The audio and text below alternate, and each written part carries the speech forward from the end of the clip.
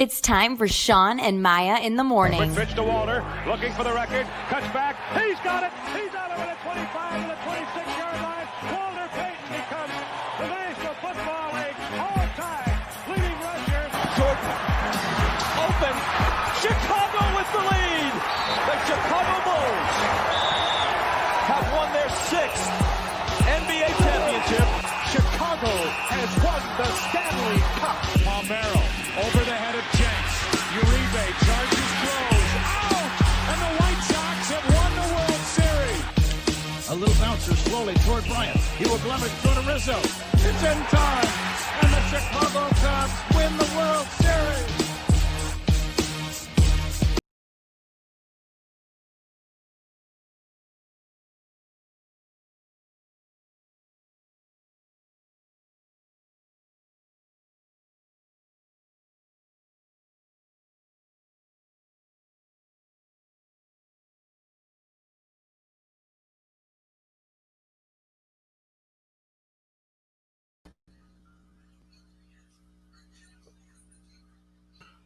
Well, Shawn dropped out again on us. Oh, that was like, hey, what's going on? It's like, not the customary intro. Totally threw me off my score. I think this must be like everybody's having a technical issue Wednesday. Because the whole week has been like that. But anyways, the show must go on. See, I'm not usually doing the intro, but it's okay. Shawn's got this totally rehearsed, and I just kind of jump in. But anyways, welcome to Shawn and Maya in the morning. Obviously, every Monday, Wednesday, and Friday from 9 a.m. to 12 p.m. Central Standard Time. Wow, we do a lot of different things from what? What do we do, Ivan? Well, right now we're just ad-libbing, but we do a lot. Okay, let me be professional. No, I'm only laughing because unfortunately I don't know who the guests are. There you are, Shawn. You totally threw me off my square. I was like, wait, and I have no idea who the guests are today, and I'm like, yeah, okay, let's try this again, okay? Let's go off screen. 3. What up? Welcome to Shawn and Maya in the morning on this hump day edition. Woo-wee, we got a lot to talk about it, man. It's been a interesting morning, so to speak, guys. Thanks for tuning in. I'm your boy, the Superback Shawn Sierra. Now, listen, if you're watching this on Facebook Live, well, then I guess you found us on Facebook. Now, if you're watching this on YouTube, well, then I guess you found us on our YouTube channel. Now, if you want to follow me, just me, personally online, want to know what I did? Let me tell you what I did. Want to know what I did? Here's what I did. I made it nice and easy for you, folks. Nice and easy. One handle for Facebook, Twitter, Instagram, Snapchat. To snap all one handle at the Shawn Sierra. And you know what day it is. It's Wednesday, baby. So, yeah, she's here. She is here. Back from the Dominican Republic or Belize or wherever the heck she was at before. She is the co-host, my co-pilot in this insanity. The one, the only, the incomparable, the unflappable Maya Kai. What up, Maya? I was only in Las Vegas, so I was nowhere exotic. I was someplace warmer, though, but I was no place exotic. Anyways, yes, I am back. And you know something? The only disappointment about starting this week was that the Sox didn't win the division, and that was my bet in Vegas. But I do have a secondary bet that I made about them winning the World Series. So we'll see how that pans out. We'll see. Okay. But other than that, yes, we got a lot to talk about there. So we knew this would happen. We went from a drought in sports and having nothing to talk about to having so much stuff to talk about. You almost can't fit it into one show. But either way, you can always get social with me at Maya_Kai, Instagram and Twitter. And of course, at Maya Kai Presents or at the Sports Chica. Either way is how you can catch up with me. Oh, you had another one. Look at you at Maya Kai Presents. Are you fancy, huh? Yes, I am fancy. You're fancy. With your little White Sox hat. I like that White Sox hat. I like it. Mm-hmm. Had to mix. I'm like, which one am I gonna wear? This one, because it's new and I really never wore it. So I was like, I think, you know what? Fresh beginnings. Why not? This might be my good luck hat for the whole playoffs. You know what? I like it. I like it a lot. Yeah. Now, hey guys, listen, we got a great show, but we need you to get interactive with us today. So what we need you to do is, if you're watching us on Facebook Live or on YouTube Live, or if you're just listening to us on the app, and you know what? Download the app. Shoot us a quick text, okay? And Ivan, our producer, will put it up right here on the screen. And you know what? I'd be remiss if I didn't bring him on, man. He is our Puerto Rican Swiss Army knife. He is the man behind the curtain, the man that makes it all run. Ivan Vargas. Ivan, what's up, Papa? How are you? Good morning, guys. Congratulations on yesterday, even though I was watching it and I was like, Ricky, don't screw this up, Ricky. I was like, don't screw this up, Ricky. Like, it was good. I was like, oh no. I was like, one hit, and then I was like, oh, another hit, and I'm like, why did you bring him out? Like after they broke it out, I was like, why'd you bring him out? I don't know. There's a lot of questions, but I mean, just, you know why he brought him out. You guys won the game, which is, I mean, that's all you care about. But we need to have like a emergency backup intro, like break the glass for me and Maya when Shawn drops out, because we're just like, hey, what's up, guys? Well, no, it always threw me off because initially you were on screen. I was. And then you were gone, and I was like, "Oh, wait!" And then I'm like, "Oh hell, who would guess? I have no idea what's going on. I just get to show up and talk. I mean, and now I got to do this. It's not like I can't intro a show. It caught me off guard. Is what it was. So yeah. You guys didn't get the rundown. I said it at 8:00. Hey, what did I say? I just show up and talk. Did you hear me just say that? I just ignored that. Yeah, you're right. Okay. So moving forward, I will actually look at the rundown. Yes. All right, well, that was our man. You know how we do. Hey, we got a great show for you today. When I say great, I mean great. I am not bull jiving, man. At 9:00, he's already in the bullpen. He's warming up. You know, it's our guy Joseph Phillips from the Chicago Crusader. He's ready to come in on the top of the morning topics. And man, we have a lot to talk about with Joe. And he's in about a minute. But at 10:00, our man, the baseball guy himself, Bob Nightengale from USA Today, is coming on. I want to get him on because I want to talk about my White Sox. White Sox went out yesterday. Actually, I texted him before the White Sox had won, but he said, sure, no problem. I wanted him to talk to White Sox winner and preview the Cubs as the Cubs start their playoff run today, game 1, over in the friendly confines, the cold friendly confines of Wrigley Field, as they host that series. And so we're going to talk baseball with Bob Nightengale, 10:00. At 11:00, Robert Schmitz from the Windy City Gridiron is calling in. And, man, we're going to talk Bears. Woo, Charlie. Were we all surprised? I don't think we were surprised that Mitch got pulled. I was surprised he got pulled at that particular point. But we're going to see moving forward what effects this has on the whole team, with Nick Foles being the new starting quarterback going forward. Mm-hmm. What effect does it have on the defense? What effect does Tariq Cohen not being there have on this offense? So you have a lot of questions for Robert Smith, because my man breaks it down. He is a film junkie, so he's going to break all this down. And we're going to talk to Robert Schmitz at 11:00. Now, you know how we do the first segment of every show. It's called Top of the Morning to you, and these are the hot topics of the night before, or just the sports in general. And boy, oh boy, do we have some doozies. Our Top of the Morning segment is powered by the Chicago Crusader, and with that, we want to bring in our man. Who's that? Is that Joe, or is that DJ Phillips? Who's that over there? I know, right? Rocking the hat. Man, who is that over there? He is our guy. You can find him on Twitter at ACA Joe. Guys, he's a sports editor over at the Chicago Crusader. Let's bring him on. Joseph Phillips. Joseph, what's up, Baba? Y'all see me? God bless. How y'all doing? We're doing good.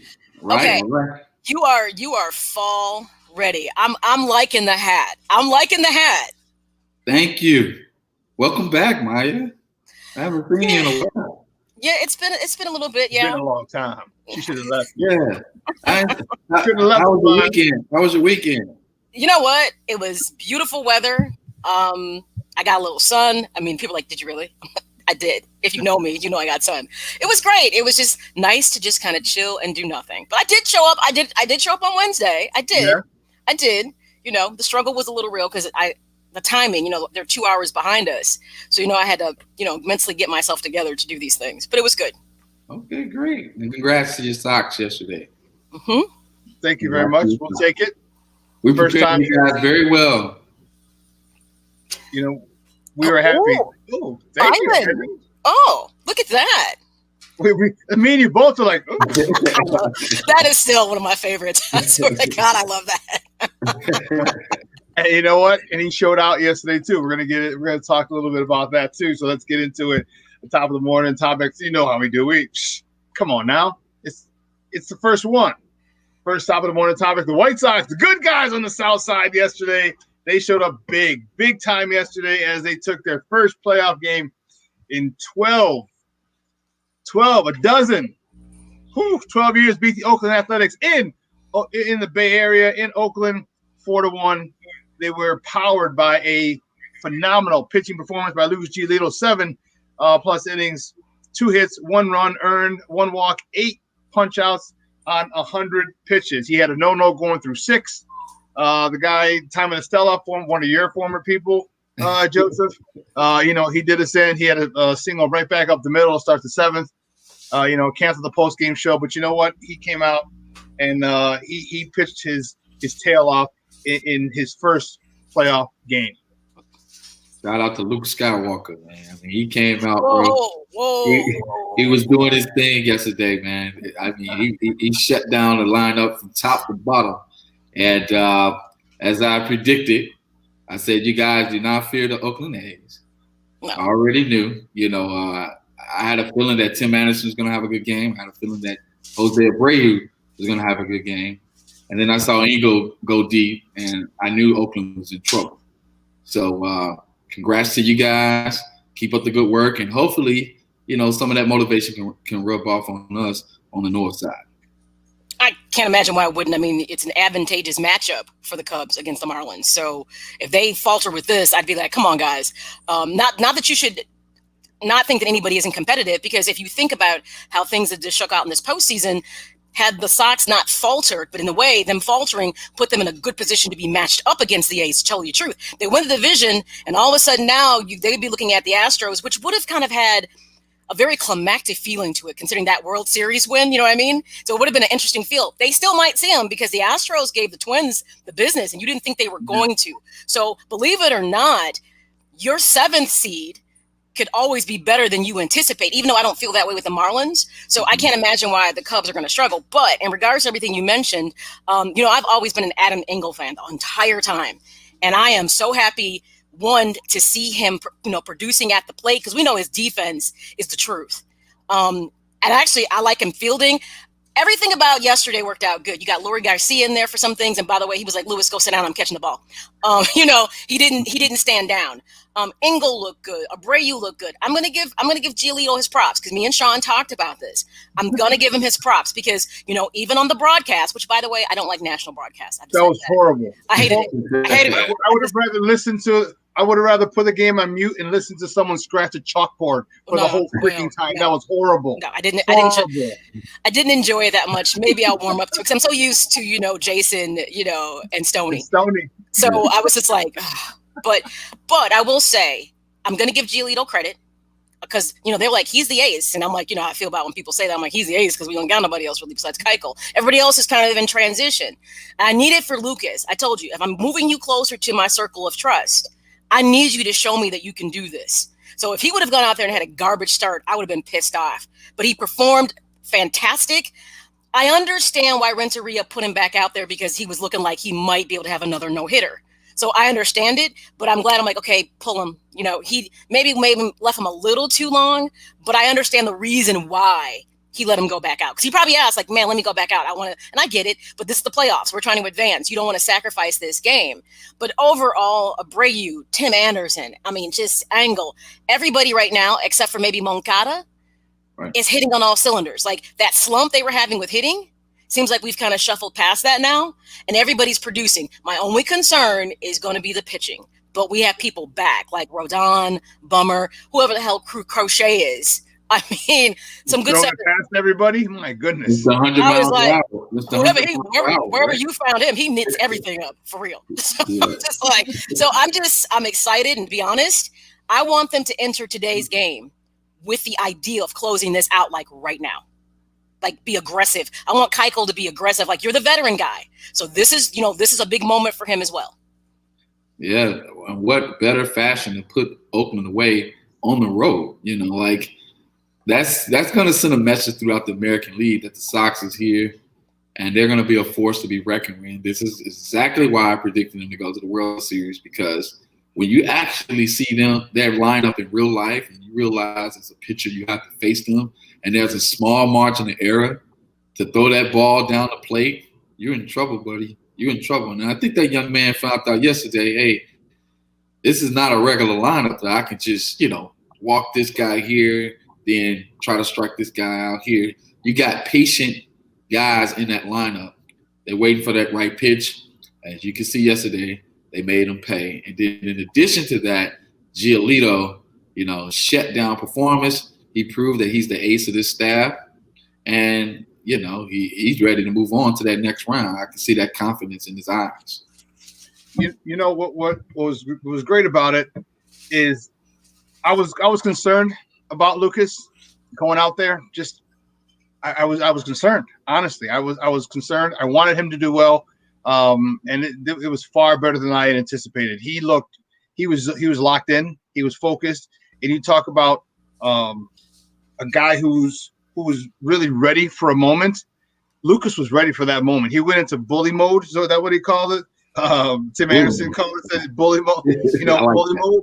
Like, man, it's I like this Lucas Giolito with a little bit of an edge, a little bit of a little nastiness about him. Yesterday he threw, and I was so happy when I saw James McCann behind the plate. I'm like, thank you, Ricky. Okay, he had 100 pitches total. Of his 100 pitches, 26 were sliders, the most sliders he's ever thrown. And here's why I was happy with McCann, because they've done their homework. They're professionals, so they realize Giolito's combination is fastball, changeup, changeup. Okay, and they know that. So what did he do? Fastball, slider to get him off their square. Unbelievable game preparation by James McCann. Phenomenal execution, because I don't give a damn what pitches you call. If you don't hit the glove and you don't hit your target, it doesn't matter what the catcher calls. Excuse me. Right. So congratulations on Giolito hitting those targets. Congratulations on McCann calling that game, and it was really, really good to see. And after he lost a no-hitter in the seventh, the top of the seventh, when Tommy LaStella hit it, and he got out of the inning clean. I'm like, take him out.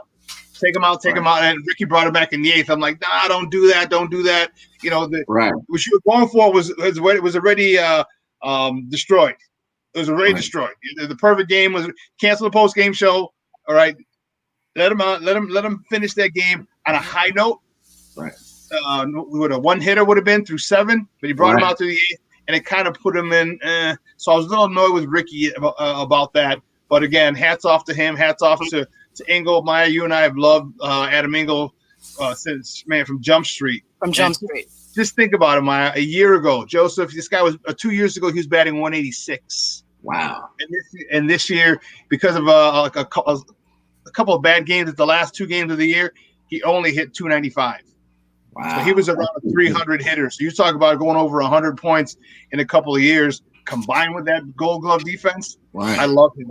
We have our right fielder. And then the thing you like about it is, remember all the highlights about he was stealing plays. He was doing center at the time, but he was stealing. To be honest, to put him over in right field kind of does him a disservice, to be honest, because the guy literally had stole. He was getting highlights, and the only thing you could say is his bat wasn't hot, but he was making highlight reels left and right because he was stealing home runs and stuff from people when he was playing center field. So my thing is, remember we said, we needs him to be like an upper 200 hitter to make this viable to keep him. And he did the work, and there he is. So he could sit at 295 forever. I'll take it, because now you feel like in right field, you have a guy who is very, very serviceable offensively and defensively.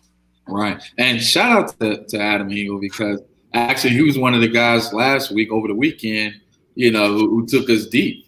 And he wasn't afraid of any of our pitchers, like he was one of the few guys that actually was working the count and was competing against us in spite of the score, which helped you guys come back, so it wouldn't be no blowout over the weekend. He helped you guys a lot. He's a fighter. He's a competitor. And then last thing I wanted to add about this Sox lineup, when it comes to McCann and Grandal, you guys should not take them out of the lineup. I think that lineup there, because I know Eloy is sitting down with the injury due to his self-inflicted wound, sliding into home base. But I think y'all got something going there with the 2 catchers in the lineup, even though I know Grandal is batting DH or playing first base every now and then. But I think he adds a special ability to that lineup, being a situational hitter and then being able to go deep at any point during the game. Now, I'm not saying that Eloy can't do that. I'm just saying that right now he has to earn the moment versus being ready for the moment, because you have to show that you can put trust in a young man like that, especially with such a short turnaround. So I like the Grandal and McCann in the lineup. You guys have been producing on a high level. You know, what's really important about this lineup, because remember we talked about last year, like infusing those veteran pieces was kind of like the missing piece of the puzzle. So, you know, you bring in Keuchel, who was the veteran pitcher who was needed. And I'll be honest, no matter what happens in this season, we still might have to entertain the conversation of bringing in maybe one more veteran pitcher. Just because I think some of our younger players are still just a little green. And because of injury, it's going to take Dane Dunning maybe another season or two to really be the kind of pitcher that he can be. And that's going to be the same thing with Kopech, because they're coming back from Tommy John. You see what Hugh Darvish finally looks like year 4 after Tommy John. They're saying it's normally 3 years to see that full range of motion come back. So we may still have to think about a veteran pitcher in the interim, but we'll see. But what I think is important, picking up Grandal, part of the conversation that Giolito had, even though I think he does realize that McCann is his man, seriously, is that he wanted to pick his brain about playoffs and that kind of intensity. So you bring in Keuchel and you bring in, you know, Grandal that have this playoff experience, which I think is going to be so important at this particular time, because even though this is crazy, even though Abreu is the veteran on the team, he's never been a postseason player. Right. So what he's bringing is that motivation. Hey, guys, you know what? We've been waiting for this. But even for him, this is a new experience that he even still has to figure out how to navigate, because he's never been there before. And look how long he's been in a White Sox uniform. Luckily, we never dealt him like we had to deal with Chris Sale and some others because of what we were bringing in. So you got to think about for Abreu, this is uncharted territory. But in the first game, you would never know it. Now, did he make history yesterday? History yesterday was one of the few Cuban baseball players to hit a home run in the game. I think he was third, second, something like that. I want to say it was third that they said. Yes. Okay, yeah. So congrats on that. And then in addition to that, I heard something real key during the broadcast. It said that because of Abreu, most of the batters in that lineup, they always come to him to ask him, what did you see? Because he sees the ball the best out of anybody in the lineup. They always get advice from him. That's why Tim Anderson is batting the way he is with his averages and everything, because he always talks to Abreu, and Abreu always gives him an accurate scouting report on the pitcher, which allows him to do what he does. You got to realize Abreu, when he was acquired by the White Sox, did not play a single game in any minor leagues. So he came from Cuba. He even had some time where he played in Haiti. And then the White Sox picked him up, and he went right from there to the majors. So his development has always been in the major leagues, which I also think that makes it a very unique experience for him, because he's never kind of had to play against people who maybe talent weren't equal to his. He came in the door having to play at a high level. So it's so odd to think about how long he's been with the organization and his age, that if nothing else, it's good to see one of the things that the White Sox have acquired over time, that he maybe will get to see the fruits of his labor. Because, you know, we'll always have like a kind of an angst about Chris Sale. Like, imagine if we had Chris Sale right now, what that look like? You know what I mean? But we dealt some pieces, and what we got for Chris, I'm gonna sit with all the moves that were made, because the one with the Nationals might be the best one, to be honest. Not might, that is. I'm gonna be honest. Giving up Eden, I was like, I had no problem with that. And you know, when we got Giolito, it was Moncada. Is that right? Giolito? No, wait. Giolito. Moncada came from Boston. Right, and then was it Lopez we got from? Yeah. I was just like, okay, you know, because Giolito had been in their system for a bit and was a very high prospect, but never he had a couple minor league games, came up to the majors, but not a ton. So I was like, well, if we got this alleged good pitcher, okay, Eden wouldn't have done anything for us right now. So that'll be the one trade in this particular season. We'll say to ourselves, if this is his breakout time, and he ends up being that type of pitcher for us, you're going to be like, that might be the biggest deal we got out of any trades we made. Seriously. But don't forget, Dane Dunning came in that trade too. That's right, and Dane Dunning. So those three pitchers are what we got. Yeah, that was. You guys got to steal, bro. Like, I mean, for years. Look, that's why Rick Hahn is the Magic Man. That's why he kept getting crazy props about his like off-season winter meeting stuff he was doing. Everyone's like, this guy is like working magic. And so far, everything, and that's another, I want to give props where props are due. The patience that we had to have with Rick Hahn, say this, everything he has told us that he expects to happen thus far is rolling out. And if you think about it, technically we are a season ahead of schedule. And unfortunately, Maya, it's very similar to the Northside squad where they were a year ahead. You know, in 15, they went to the NLCS, and every single prospect that they had hit, everything, every single one, and that was very rare when all your prospects hit, because you get a slew of prospects and you bring them up, and some hit, some struggle, some don't hit, some are busts. And what they did up there, everything hit, and it's very similar to what we're going through now. Everyone's hitting. I mean, the prospects hit, even though they're struggling at the plate. I'm talking about Lewis Robert, but he came out of yesterday. He had I had a couple hits in the series against the Cubs. He had 1 for 4 yesterday, so he might be coming out of his slump as well. And him and Moncada, they're coming out. Although he was 0 for yesterday, Moncada, I'm talking about. Those two can come out of their slump. Wow, because Tim Anderson came out of his little funk yesterday. Was a 3 for 4. Yes, he did. That's my guy, man. He is the heart and soul of this team, and this team is looking really, really good and looking to advance to the next round with a key victory today. Like you said, Maya, put them away. Good teams, when you got teams down, they put them away. You don't give them a chance to breathe. Don't give them no extra outs, no extra innings. Put them away now. Set them home and move on and wait for the winner of the Twins and Astros. And the thing is, because you don't want to waste this outing with Keuchel. You're talking about the front end of your pitching is your best. Right. So you don't want to lose. You don't, because the next thing after this, then we get a little kind of difficult. You know what I'm saying? It's young. Yeah. So you definitely want to seal the deal on this. You want to get this win. Guess what? Arms get to rest a little bit more, before you move. Because I got a feeling that things between Houston and the Twins might get a little hairy. I hope so. I hope it goes 3 games. And here's the best part about it. They might be battle tested and tired by the time they get to us. Either way, no matter who comes out of that series, I'm already talking like the White Sox have just finished this. See, I'm putting you. They say put it into the universe if you want to see it manifest. That's just how I'm putting this out there for manifestation. The thing about it is those matchups to me are unique because of a couple things, and I know we probably have to go to break. One, Houston, it kind of has this kind of aura about it with the World Series, but the Twins are the team that we need to beat to show we had that growth point. So either way, whoever we play, it means something. It has this underlying message to it. It is. We'll finish up this conversation on the other side of the break, but don't go anywhere, folks. Keep it locked right here. More top of the morning topics right here. Shawn and Maya in the morning on SportsZone Chicago.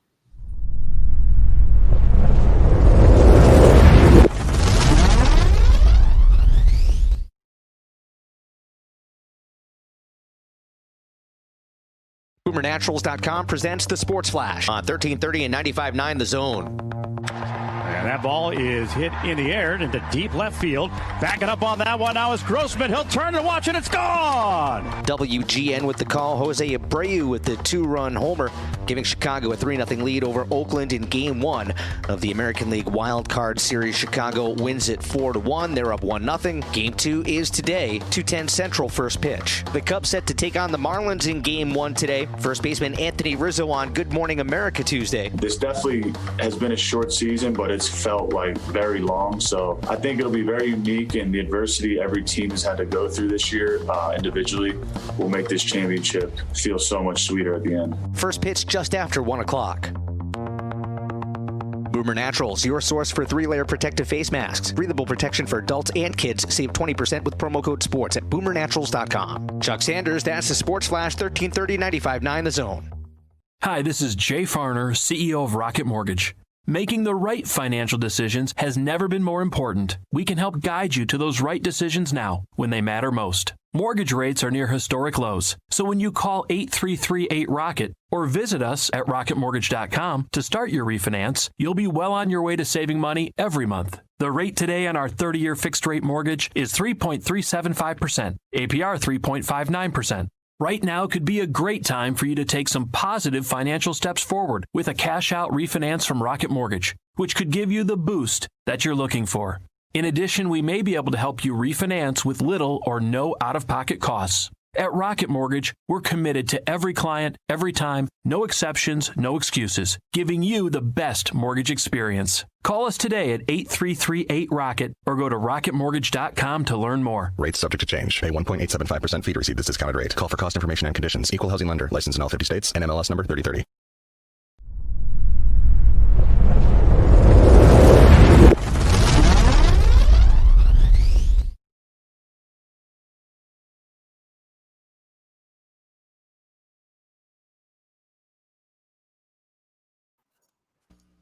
We are back on Shawn and Maya in the morning on SportsZone Chicago. Maya and I are joined by Joseph Phillips, the sports editor for Chicago Crusader, as we're smack dab in the middle of our top of the morning segment. And we were talking White Sox, and we're going to move on in a second, but the White Sox is the point of conversation. And I'll tell you what, the great part about it is that there's only 5 players on this roster right now with playoff experience. So this is a new experience for everybody, or damn near everybody. And to see the way that they played, you can tell how prepared they were by the fact that they did not look as if the moment was too big for them.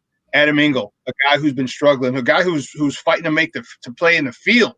Okay, got his opportunity this year in a very limited number of at-bats. Hits darn near 300 after hitting 180-85 2 seasons ago.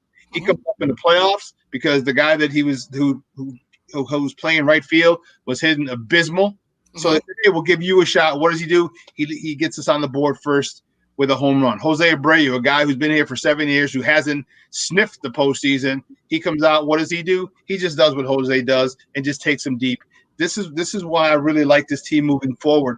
And I don't remember who it was. I don't know if it was you, Ivan, or someone else. When someone said, well, the Sox got, don't worry, the Sox got to play this. They have to play the Yankees. They have to play this. I'm like, hold on, player. They got to play us. Right. They got to play us because I can guarantee you, I don't give a damn if you're in the Yankees, if you're whoever you are, you have not seen a lineup like ours. Okay, because Yankees have been stuck in the East, the A's have been stuck in the West, other people have been stuck in their respective geographical regions. You have not seen a lineup like this, and that's a big thing. Yeah, and now that they're coming into their own, especially after this first game. Tim 3 for 4, Adam Engel with a homer, Abreu with a homer. Come on, man, these guys are feeling themselves, and they're excited to be here because they're the hunters. They want that World Series title. They might not get it this year, but they're going to get it soon. And when it's very difficult to stop a team that just won't be stopped. And it seems like that right now, the White Sox are a team that just won't be stopped. Can I add this to what you're saying, Shawn? Yesterday, I heard during the broadcast, they said prior to the game starting, Tim Anderson was out there throwing the football around. You see what I mean? Like, he was relaxed. You see what I mean? Like, they have I'm telling you right now, this team has killer instinct. I can see it in their eyes. Like we talk about the eye of the tiger, I can see it in their eyes. Like yesterday, I saw that in their eyes that they can care less about the timeline that people are putting on them. They realize that the time is now. I don't know if Isaac Ian came down there and spoke to the team. I don't know. Okay, what I'm saying is that I saw a different team yesterday. Even their focus at bats, they were like fouling off pitches. They were taking pitches. And then the pitch that they needed, they took it out of the park. They didn't play games with the pitcher.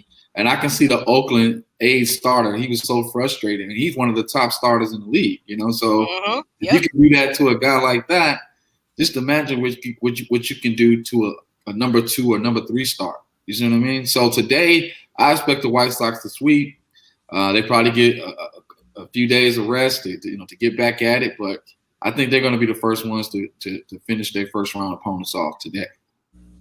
That should be the objective. I mean, anything less than wanting to finish this today. But here's the thing. I'm like you, Joseph. I don't think they're taking their foot off the pedal.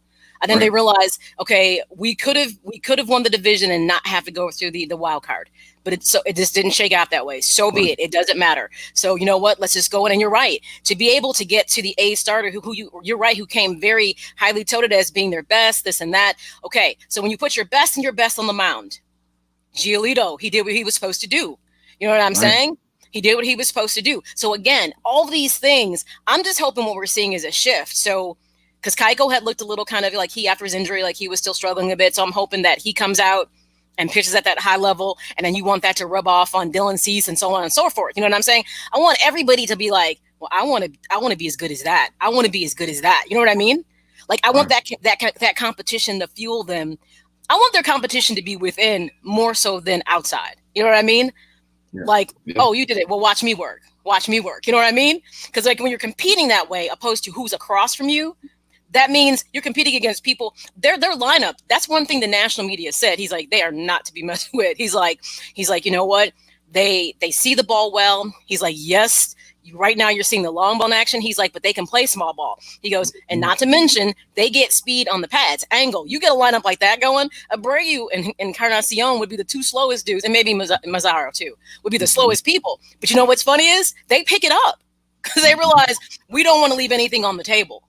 Right. So, you know, they have a lot of good strengths. The weakness is the pitching. So if the pitching comes through, we can feel good about how far we go into the postseason. That's correct. That's it. How the pitching is going to take us. The next top of the morning topic, the Cubs. They prepare for game 1 today with the professor, Kyle Hendricks, on the mound. Now, you know what, Joseph? Talk to me. You know what? Yeah. This game is no, you know, Kyle Hendricks is pitched in the, I have no idea what that's all. All right, so let me just get this off my chest, okay? So when I saw that we were playing the Marlins, I started getting immediate flashbacks to 2003, okay? And even though I know we broke the curse in 2016, but there's some unfinished business that we have to do with the Marlins. And I think it's more of a psychological thing when it comes to us playing the Marlins, because it's almost like that abusive relationship you may have been in, and you got out of the relationship, and then you see that person years later, and you was like, "You dirty dog! You did that to me. You hurt me like that. You embarrassed us in front of the whole world." So the Marlins got this cockiness about them where they've never lost in the postseason series. They never lost a postseason series. They're 6-0 in postseason series. 6-0. Get that. That's the best out of anybody in Major League Baseball. The Yankees, I believe, are second at like 51-27. Bottom line is this, okay? I'm concerned, okay? And when I mean by concern, I mean that I hope that the Cubs team show up that I read about yesterday, which says this is their slogan. Let's not take anything for granted. Okay? Now, there are a lot of people sitting back waiting for us to collapse and watch a Cubby occurrence take place, just like in 03, so that we can go back into our Cubby cage and disappear into Cubby oblivion. But at the end of the day, we understand the psychological challenge that we'll be facing today against the Florida Marlins. The last time they was in our ballpark in the playoffs in 2003, it was the Steve Bartman game. They still talking about it. They still talking about it, even to this day. So today, we need to send a message to them. We need to send an immediate message to them. Don't ever do that to us again. Ever. That's all I have to say. I hear you, Joseph. That's funny. But I mean, but remember, and I get it, you know, because you're right. To not mention that was that 2003, obviously, meant in LCS. But remember, the Marlins went on to do big things. So, you know, sometimes it's a team's year. So I get like you could have it under your skin, but look at it this way. You didn't lose to a team that didn't go on and finish. You know what I mean? They did. So that just happened. Sometimes you got a team, it's just their year and things shake out. So you can't always internalize it like your team wasn't good enough. Because I wouldn't say the Cubs at that time especially weren't good enough. The Marlins were just hitting it all on cylinders. You know what I mean? And it just amounted to, they won the World Series that year, right? Right. I mean, right. You didn't lose to a team that didn't get the job done. That's the whole thing. So at the end of the day, to say they had to beat a really good team in the Cubs to get to the World Series, and they took care of business. Just look at it that way. But the Marlins are like a mystery to us. You know, like we don't know what to expect. And this is what happened to us in 2003. And this is why I'm just being very careful. Okay? Because you got a lot of unknown guys in that lineup. And if you throw the ball down the middle, just like with what's my buddy name? Cabrera plays for the Tigers. You know, we didn't know we were pitching to Miguel Cabrera before he was Miguel Cabrera. You see what I mean? We didn't know we were pitching to Derek Lee before he became Derek Lee. We didn't know that we were pitching to Juan Pierre before he became Juan Pierre. What I'm saying is that they made their names against us. So this team is going to have that same mentality coming in today. They already feel that people have written them off. Derek Jeter is talking to them. Don Manley is talking to them. These are the Yankees running that organization. And you know that the Yankees don't have no respect for the Cubs. So they feel that, oh, they're the Cubs. They'll find a way to lose No. We have to send a message to them. CEO, David Ross, we have to send a message.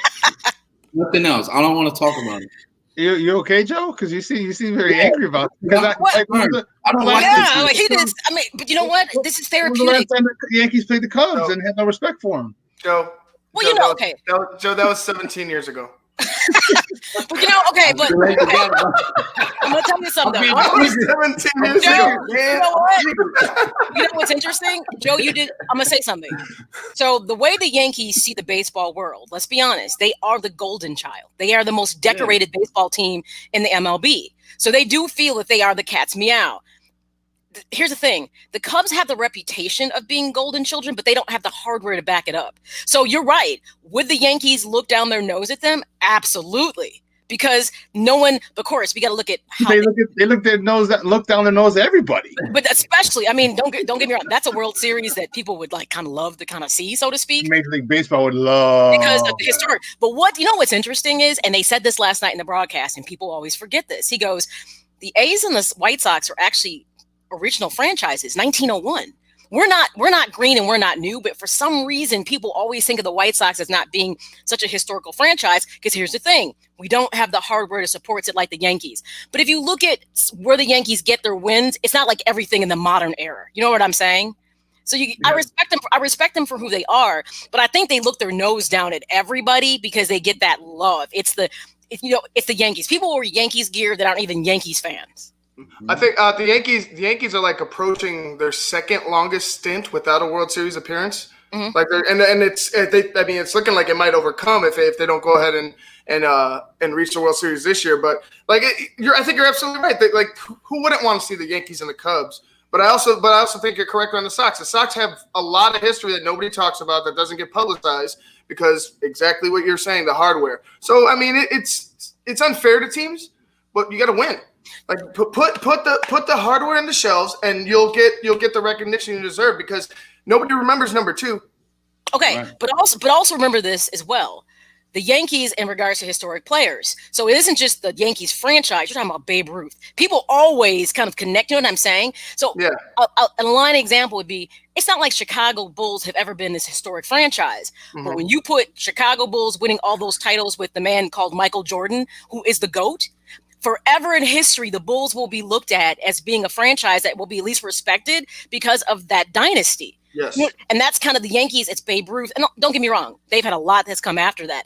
But when you talk about the Yankees, that's the one name that always surfaces up. You know what I mean? So it's just that historic piece to it that's interesting. So breathe. Just know, honestly, Joseph, when it comes to the Marlins, even when people go fishing and they catch a marlin, they feel extra special. We don't want to overlook them. So I'm just saying. So just know it's something about being a marlin that's just like, I got a marlin. People take pictures. Go catch a marlin so you can take a picture. How about that? Right. I want to say this to your point though, and it goes back to what me and Shawn talked about a while ago. Is like I think, and it's equally as important for the Cubs because you want to build that type of consistency, winning championship, putting hardware on the shelves. You need to win a second one. You know what I'm saying? Like, I'm sure you guys would have loved to see the Sox after 2005 win another one right away. It's the same concept. If you have to go ahead and strike, you can't take advantage or you can't take for granted opportunities like this season, regardless of how the season is. The Marlins know that because they're like shit. We're in. Right. We're in. They probably wouldn't have been in a 162 game season, but they played well enough to make it. This is what's going to happen. And they have a chance to win the World Series. And I see why you're worried, Joseph, because I thought the same thing too. But like I said, none of these players on these teams were in those games in 2003. None of these guys on this Cubs team. But none of these guys on this Cubs team. I hear that, but none of these guys on the Cubs team need to care about that because they already broke the curse in 2016. They already broke whatever curse everybody thought was hanging over them. It's over. So this is something new. We could take down. I look at it as an opportunity to destroy the Marlins. I don't think the Marlins are going to be in any of these games. You got a World Series ace in Kyle Hendricks. You got Darvish, who is on fire, and then you got the old wise vet, the old wily vet, and Lester. I'm not worried about the Marlins. I'm gonna tell you what. You know it's coming. You know it's coming. You know it's about to come out of my mouth about Hugh Darvish. Yeah. So with that being said, yes, he's wowed us in the regular season, and this is where he tends not to always be so stellar. Right. So just like Giolito had to show me something, you know, I just cannot stand Hugh Darvish. But the bottom line is that it's a Dodger thing. I'm always going to be like really angry about that. But it wasn't his fault. It wasn't his fault. They cheated on him. They cheated. You can keep saying yourself you won't. Look, when you got stuff, it is what it is. Just because I know what's coming doesn't mean I can always hit it. Let's be honest. If you know, there's a big difference. If you know a fastball is coming, it helps, but it doesn't mean you're always going to get there. Either way, I don't care. I mean, I'm sure it relieved his psyche. I'm sure it relieved his psyche. But anyways, the bottom line is, actually, this is that moment for Hugh Darvish. This is what the Cubs brought him here for. Seriously. And he needs to step up and he needs to pitch well. He does. So he's another one. So you're giving your 1-2 punch coming out the gates. You know what I mean? So he needs to make sure that he delivers. Because trust me, if he doesn't, you will be equally as bitter as I am. Oh, yeah. And that's what I was saying. Like, we the fans can only do so much. You know, we can't do nothing. What are you talking about? Like we can scream at the TV all day. Doesn't matter. We got to go out there and perform, and that's what I'm concerned about. Because if we come out rusty, if we show any sign of rust or any sign of complacency, it's over for us. Okay, and that's all I'm going to say. It's over. Well, who's pitching? I mean, it's Alcantara, right? Pitching for the Marlins. Yeah, he's good. He's good. He's like he's got a 3.0 ERA. He was hitting on all cylinders when they closed out against the Yankees. So the guy is coming in. Thing is, he can make adjustments to hitters. So I mean, and he's throwing 97 mile per hour curveball, speakers. And he's a good location pitcher. That's the other thing too. So here's the one thing that I'm concerned though about this is that Kyle Hendricks is pitching on 7 days rest. Okay, that's good, but it's also bad because when you're pitchers, you there's a routine that you like to have. There's a routine that you go through every 5th day, and I didn't get the numbers. I would love to see what his numbers are when he pitches on a 6th day, or if he's ever pitched on a 7th day. You know what I mean? So because sometimes that'll throw you off big time because of the routine that you have. You think, oh, I got extra time here, extra time there. But the psyche of pitchers, you know how weird they are. Pitchers, they're like kickers. So those extra couple of days. I hope it does them well. Just keep an eye on it on Hendricks today. See how his control is. Because of that extra time, he might be a little too amped up. I don't think he will because he seems, he starts Game 7 of the World Series on the road, so I don't think he's going to be too amped up over the first playoff game. I'm just saying, just watch him, just because that extra time. Well, Alcantara, this is 5 days. It's 5 days for Alcantara, so we'll see. They're both had probably a little bit longer than normal. So we'll kind of see how it pans out. Like I said, it could be good rest. I mean, here's the thing about being the pitcher. It's like more than 50% of what they do is mental. It really is. So I feel like from a mental standpoint, Kyle Hendricks is there. I do. They don't call him the professor for nothing. So I don't think and here's the thing. He's not new. This is the same rodeo. He's done this before. You know what I'm saying? And performed at a really high level when he was very early and green in his career. So in that piece, I feel very comfortable. You're just right. Is the stuff going to be there? I don't think mentally he's going to sway in any way. I just think is physically, how is he going to perform from his mechanics? And I kind of feel like he's a guy that can make those adjustments. So, I mean, it's an interesting matchup. Like I said, everything can be so climactic, but Joseph, breathe. Take deep breaths. Okay. Hey, Joe, I'll help you breathe a little easier, buddy. Hendricks going into these playoffs in September, he was already pitching in playoff mode. He was 3-1 with a 1.45 ERA in 5 starts. So he was locked in. But he was locked in at that point. And even though the NL Central was still a chance that it could have been up for grabs, and the Cubs did a good job of fending those guys off. Which is a testament to them. So he was in mode. He was in playoff mode in September. So remember Josh Beckett?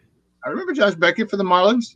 I'm still having nightmares about how he shut down our lineup. He's not on that roster, Joseph. Josh Beckett's Dontrell Willis is not on that roster, Joseph. Hold on.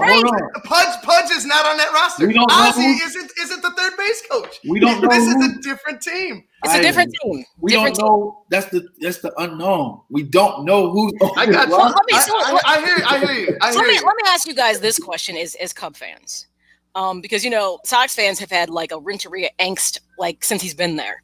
Mm-hmm. But I know that there's a love affair with David Ross as a former player.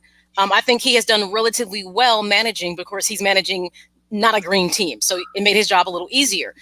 Are you concerned about, now this is a big step for him, postseason. He knows what it feels like as a player, but he doesn't know what to do as a manager. This is a whole different beast. Do you have any concerns with David Ross in this situation versus your players at all? I think David Ross is more pumped for this series than the players are. That's number one. But he's not playing. He's not playing. That's the thing. Okay. But I did hear Cal Schwarber say this yesterday, and I pray that it resonates throughout the whole line. He says, we are aware of the Florida Marlins. Mm-hmm. And I'm going to try to read into what he was saying. We understand what they did to us in 2003. We still got unfinished business with them. Therefore, we're not going to take them for granted. Period. That's our slogan for the 2020 postseason run. Don't take nobody for granted. We're going to treat everybody like they average. Like on the basketball court, I tell people, I don't care if the guy got one arm. You better stick him like he averaging 30 points a game. No offense to one-arm ball players, but you got to guard him too. You can hit the game from the top. That's still an instinct, right? Right, Shawn? Joe, take out the one-arm man. It wasn't me. It was a one-arm man. Okay, let me ask you a question though. So how this whole thing shook out was that the Cubs get the Marlins the 6th seed. Okay, but let's say something would have happened and they wouldn't have won the division. I mean, they could have got stuck against maybe like the Reds, who at the end of the day had an uptake in their play at the end of the season. So pick your poison on this. It's just an unconventional season. So I get there's history to the Marlins that makes, like I said, when the Sox advance, whether it's the Twins or Houston, we're going to have feelings. We're going to probably have the same conversation because there's history. You know what I mean? Mm-hmm. So, but it's only one, like the Marlins. The Marlins that was literally 1 year in 03. Mm-hmm. They did the same thing. They did the same thing in 97. Or was it 97, 96? Wasn't they the 6th seed last time we played them? And we were the 3 seed? Listen, Kyle Schwarber was 14 years old. Miguel Cabrera was 200 pounds lighter.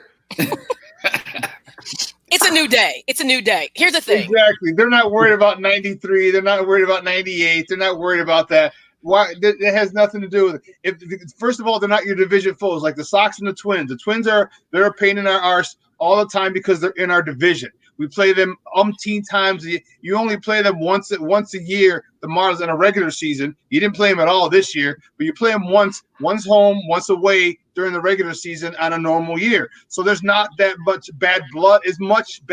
Yes, they beat you to go to the World Series, but it could have been the Pirates. It could have been the Padres. It could have been the Dodgers. It could have been someone else. But with us, it's the Twins. The Twins, we see them every single time. And when you talk about Joe Mauer and who the heck was the other guy? I mean, the Kirby Puckett and you know who I'm talking about, Joe Mauer. Joe Mauer. Justin Morneau. Those guys, they killed us. That's the team. So the Cubs, it's okay. It's okay. You guys are good. I will say the thing that's interesting. Yohan Santana. When you look at stats, now they say numbers don't lie, but I say remember what's different about this season is we all kind of played in silos, which means we didn't play as many teams outside of our respective division as we would have because of it being a 60-game season. So you saw a lot of your division and the interleague stuff. So this was like really a season that was kind of like siloed out. But what's interesting to see how this shakes out between these two teams. I mean, the Cubs from batting average are way ahead of the Marlins. But here's what's interesting. When it comes to on-base percentage, they're like a stat apiece apart. The Cubs are 18th and with .38. And the Marlins are .319. So, I mean, they're close. The other stat I think is interesting is slugging percentage. They are a stat apart. But the Cubs, when it comes to home runs, are miles ahead of the Marlins. So here's the difference. If if I was going to say, if he falters in any way, and the long ball, kind of like how it was with the Sox yesterday against the A's, because that's where it could be advantageous. But if it turns into pitch to pitch, then I'll tell you, you might get a little bit of you might get some anxiety watching the game, because what you don't want it to turn into high pitch counts, pitch for pitch, because they can meet you at certain places with slugging percentage and on base percentage. That's one thing the Marlins do well. So I will say this. When you question what Hendricks is going to do, you want him to be lights out, because the door you don't want to leave open is allowing them to get on base, because the thing is they score when they do. And I want to say this. Joseph, you got to remember back in 2003, they almost lost to the Braves. They went 5 games with the Braves. The story could have ended there. You know what I'm saying? So like we're saying, I think it could have been anybody. It just so happened that way because of how we took control of that series. How we were, 2 outs or 3 outs away, however many outs away. I don't care anymore because we already won 5, whatever. Okay. I'm done with it. It's over. It could have ended at any point there. It just happened. It was bad because it ended the way it did, a complete collapse. But you guys all agree that we have unfinished business. We have to close this out. Okay, nothing else to talk about. Whenever we look at this Miami Marlins team, we're looking at that 2003 Florida team. We're going to imagine each one of them as the 03 Florida, and we want to take it out on them. And that's all I got to say. You're not processing your trauma properly. We'll talk about this later. We'll talk about this later, okay? Yeah, Maya, schedule him for a session, please. I'm still angry. We gotta go to break. Hey, Joseph, thanks, Papa. We'll see you on Friday. Good stuff, buddy. All right. All right, guys. God bless. Hey, we gotta go to break. And on the other side of the break, we're gonna continue with this baseball conversation as our guy from USA Today, the man, the myth, the legend himself, Bob Nightengale calls. Bob! Yeah, our man, pimping. I wonder if he's going to be having a shirt open and everything. Right? He got a gold chain or two. I don't know. We're going to find out. So Bob Nightengale coming up next right here. Shawn and Maya in the morning on SportsZone Chicago.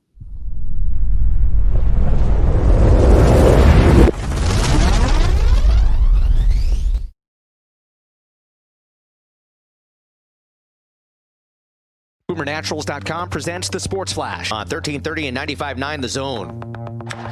And that ball is hit in the air into deep left field. Backing up on that one now is Grossman. He'll turn and watch it. It's gone. WGN with the call. Jose Abreu with the 2-run homer, giving Chicago a 3-0 lead over Oakland in Game 1 of the American League Wild Card Series. Chicago wins it 4-1. They're up 1-0. Game 2 is today, 2:10 Central first pitch. The Cubs set to take on the Marlins in Game 1 today. First baseman Anthony Rizzo on Good Morning America Tuesday. This definitely has been a short season, but it's felt like very long. So I think it'll be very unique, and the adversity every team has had to go through this year individually will make this championship feel so much sweeter at the end. First pitch just after 1 o'clock.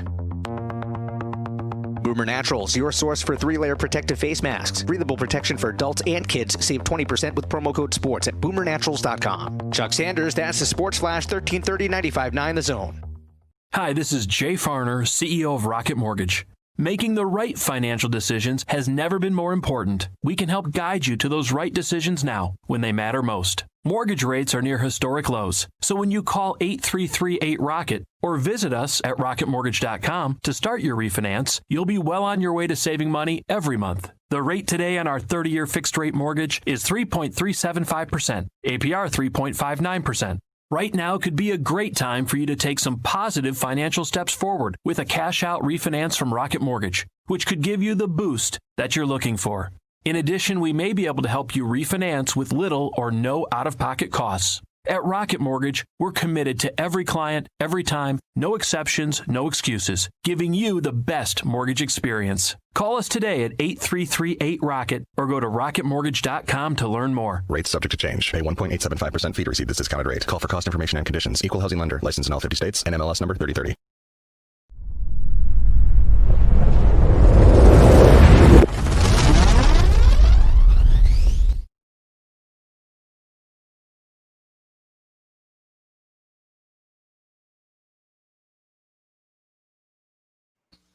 We're back here, Shawn and Maya in the morning on SportsZone Chicago on this Hump Day edition. Oh, he's got us all big in the screen and everything. It looks like, whoa. I know, right? Yeah, Ivan, that's too much. That's too much of me. Thank you. I like looking at myself, but damn.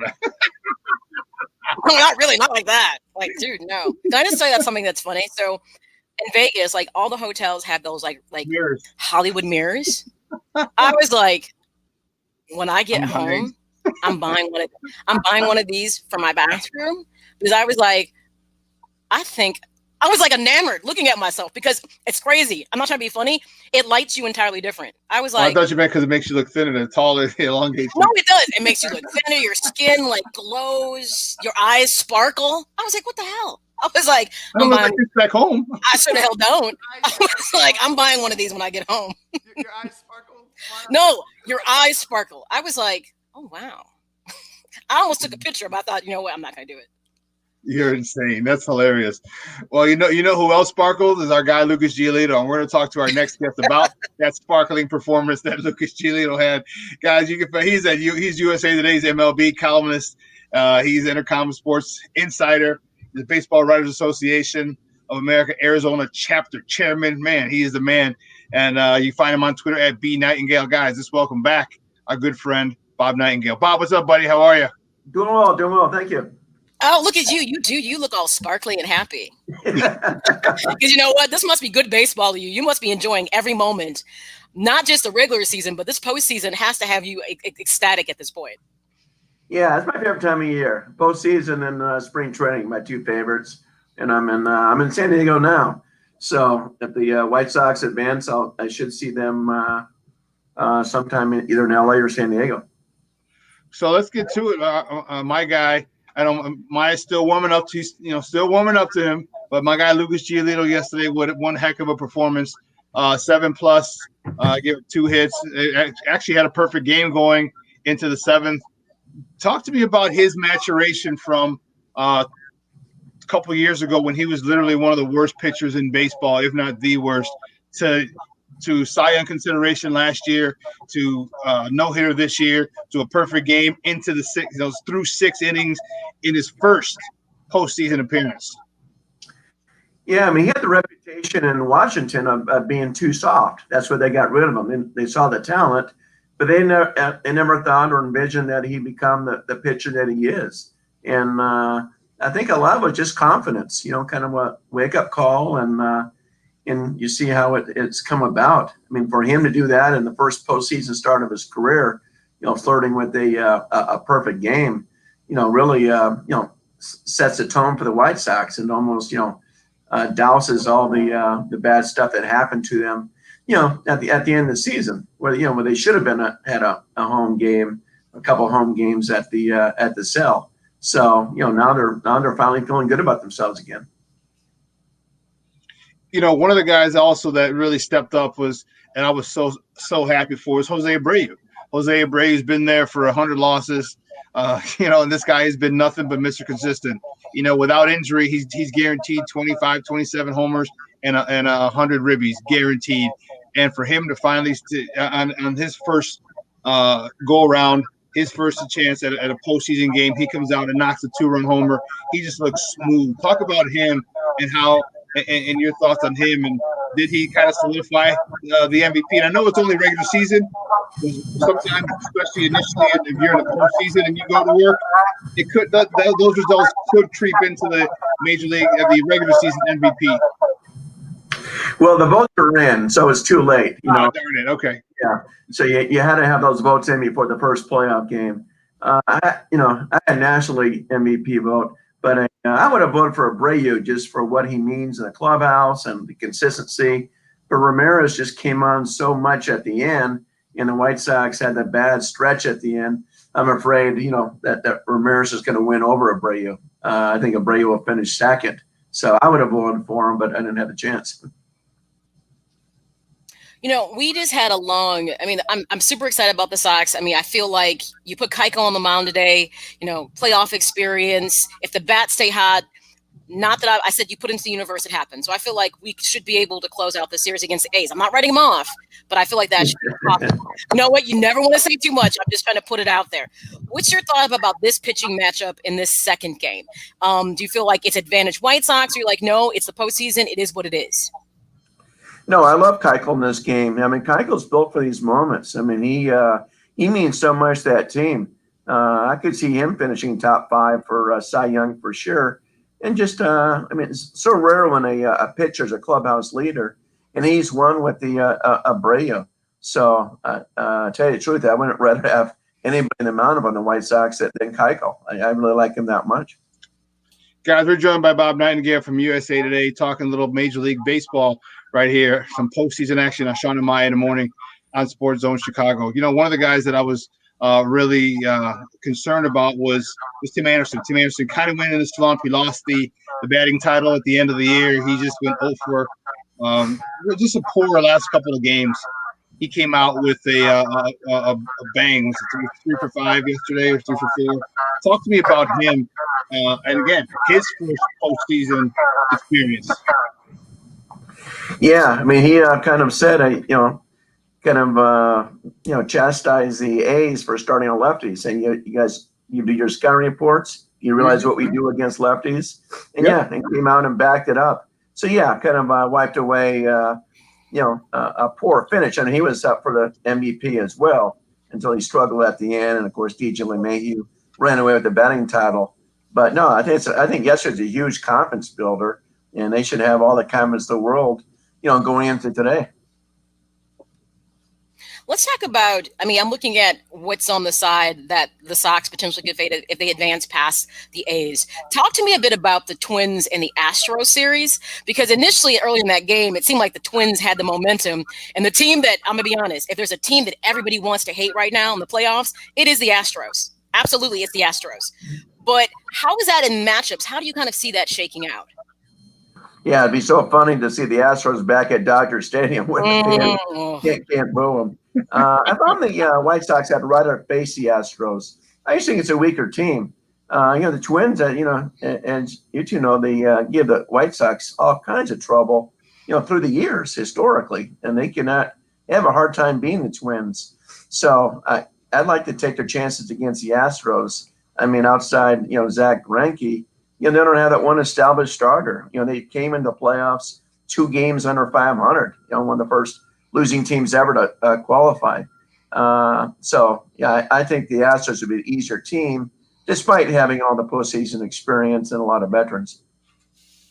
I would interesting, because we had talked about Minnesota like that being our, Detroit Pistons, so to speak, that we had to get through them. And if we can actually get through Minnesota, if we face those guys in the next round, you talk about a huge confidence builder for this team.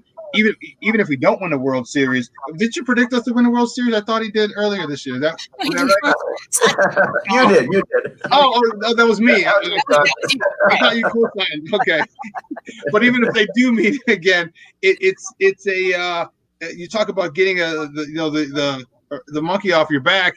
That'd be a huge step forward for this team. So I look at it as I almost want to play the Minnesota Twins if we advance, just to see if they beat us. Then hey, you know what? We know we have work to do, and if we can get past them, God, what heights we can go to, getting that mentally out of our heads.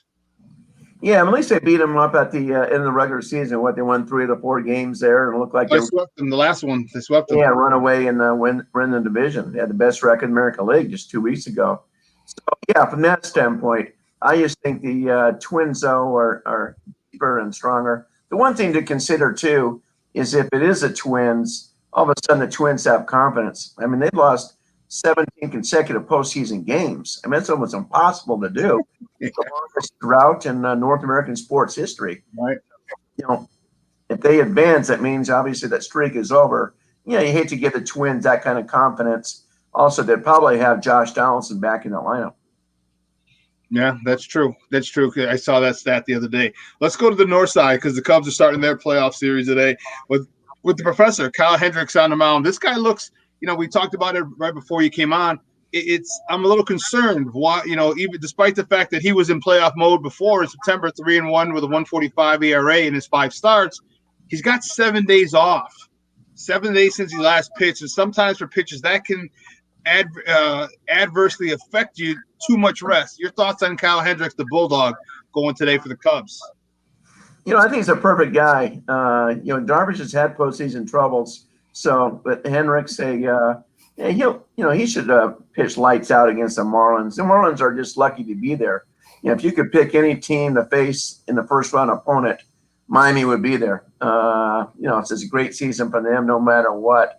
So I'd be shocked if the Cubs lost that first round series. And I think it'd be important, too, for Darvish to have a good game. We know what he did during the regular season, but he has struggled big time in the postseason in his career.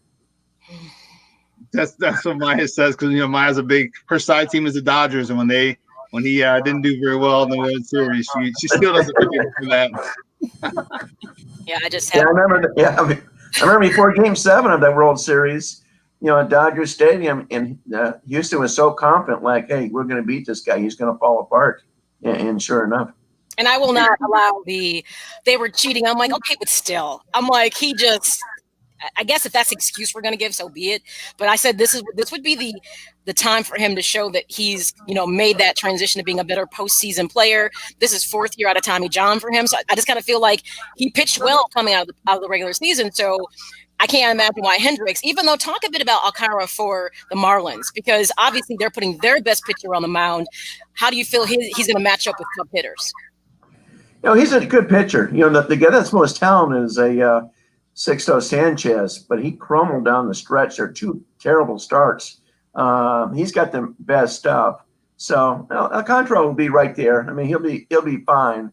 And I think it's probably going to give Cubs some confidence too, the way they finished the season. And they scored a lot of runs there against the White Sox that final weekend. So I think Bryant's a big key there. So I just can't see the Marlins putting up much of a fight. I really can't. Yeah, they say high tide raises all ships. Could Chris Bryant be that high tide and kind of get Javi off the schneid and get him back playing to where he needs to be? Kyle Schwarber and all those guys. Because if those guys play to the back of their baseball cards, that's a really dangerous lineup on your side. Yeah, and I think in that clubhouse, just the way they've been talking is that this could be their last ride together. They could break this thing up at the end of the season. I'm not sure how much trade value some of these guys will have. Like because the money he's going to make, and maybe we don't know how many fans are going to be allowed to be at ballparks next year. But, this could be the last stand. And I think they realize that, like, okay, let's, try to make one more championship run here. And I'd just be remembered as, one championship and done. And that was all. How would you say, it's David Ross's first year. Obviously, he's a manager coming from player to manager. I think obviously he's done a decent job in the postseason, but I also don't think he was throwing a project either. He kind of got a team that was ready to be managed. He just had to step in and, I guess, do his job. But now I think this is a different beast for the postseason. He's been there as a player, not as a manager. But what have you thought about his performance thus far? And do you think there could be hiccups for him at this stage?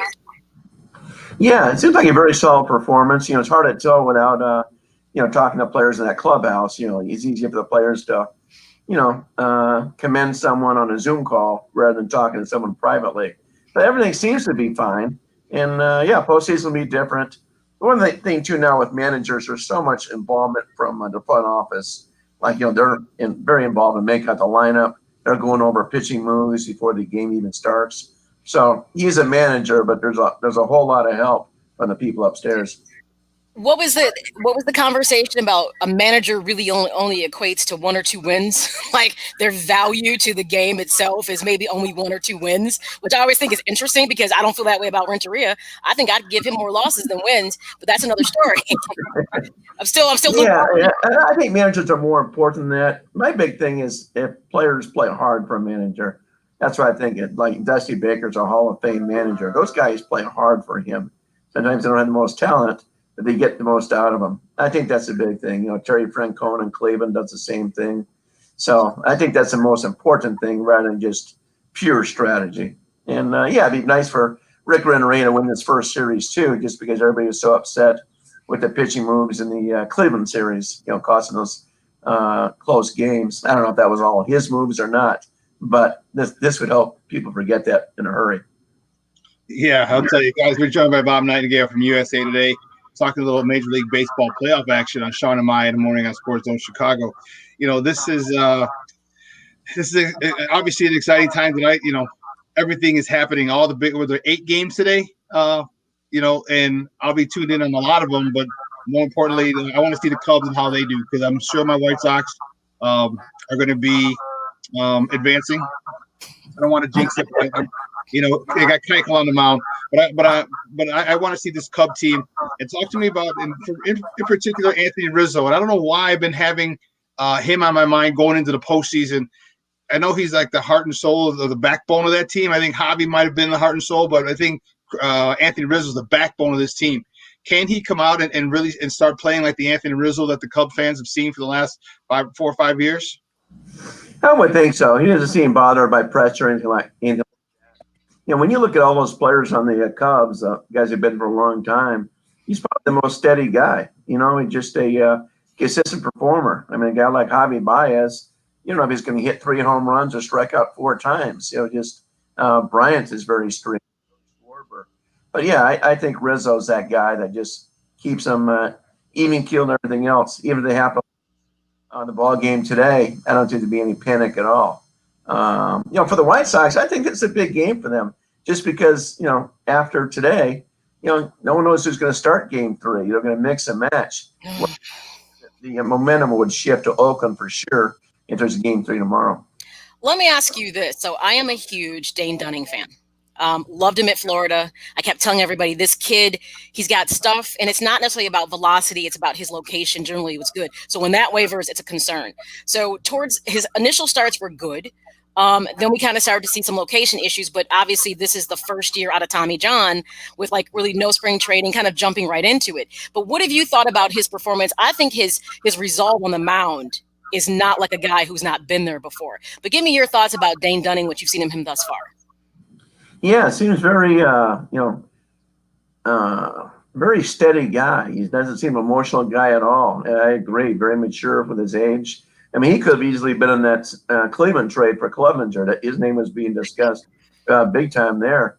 Yeah, he's hit a little skid here the last couple starts. You know, so probably mix and match if he starts tomorrow and, have an all bullpen type of game.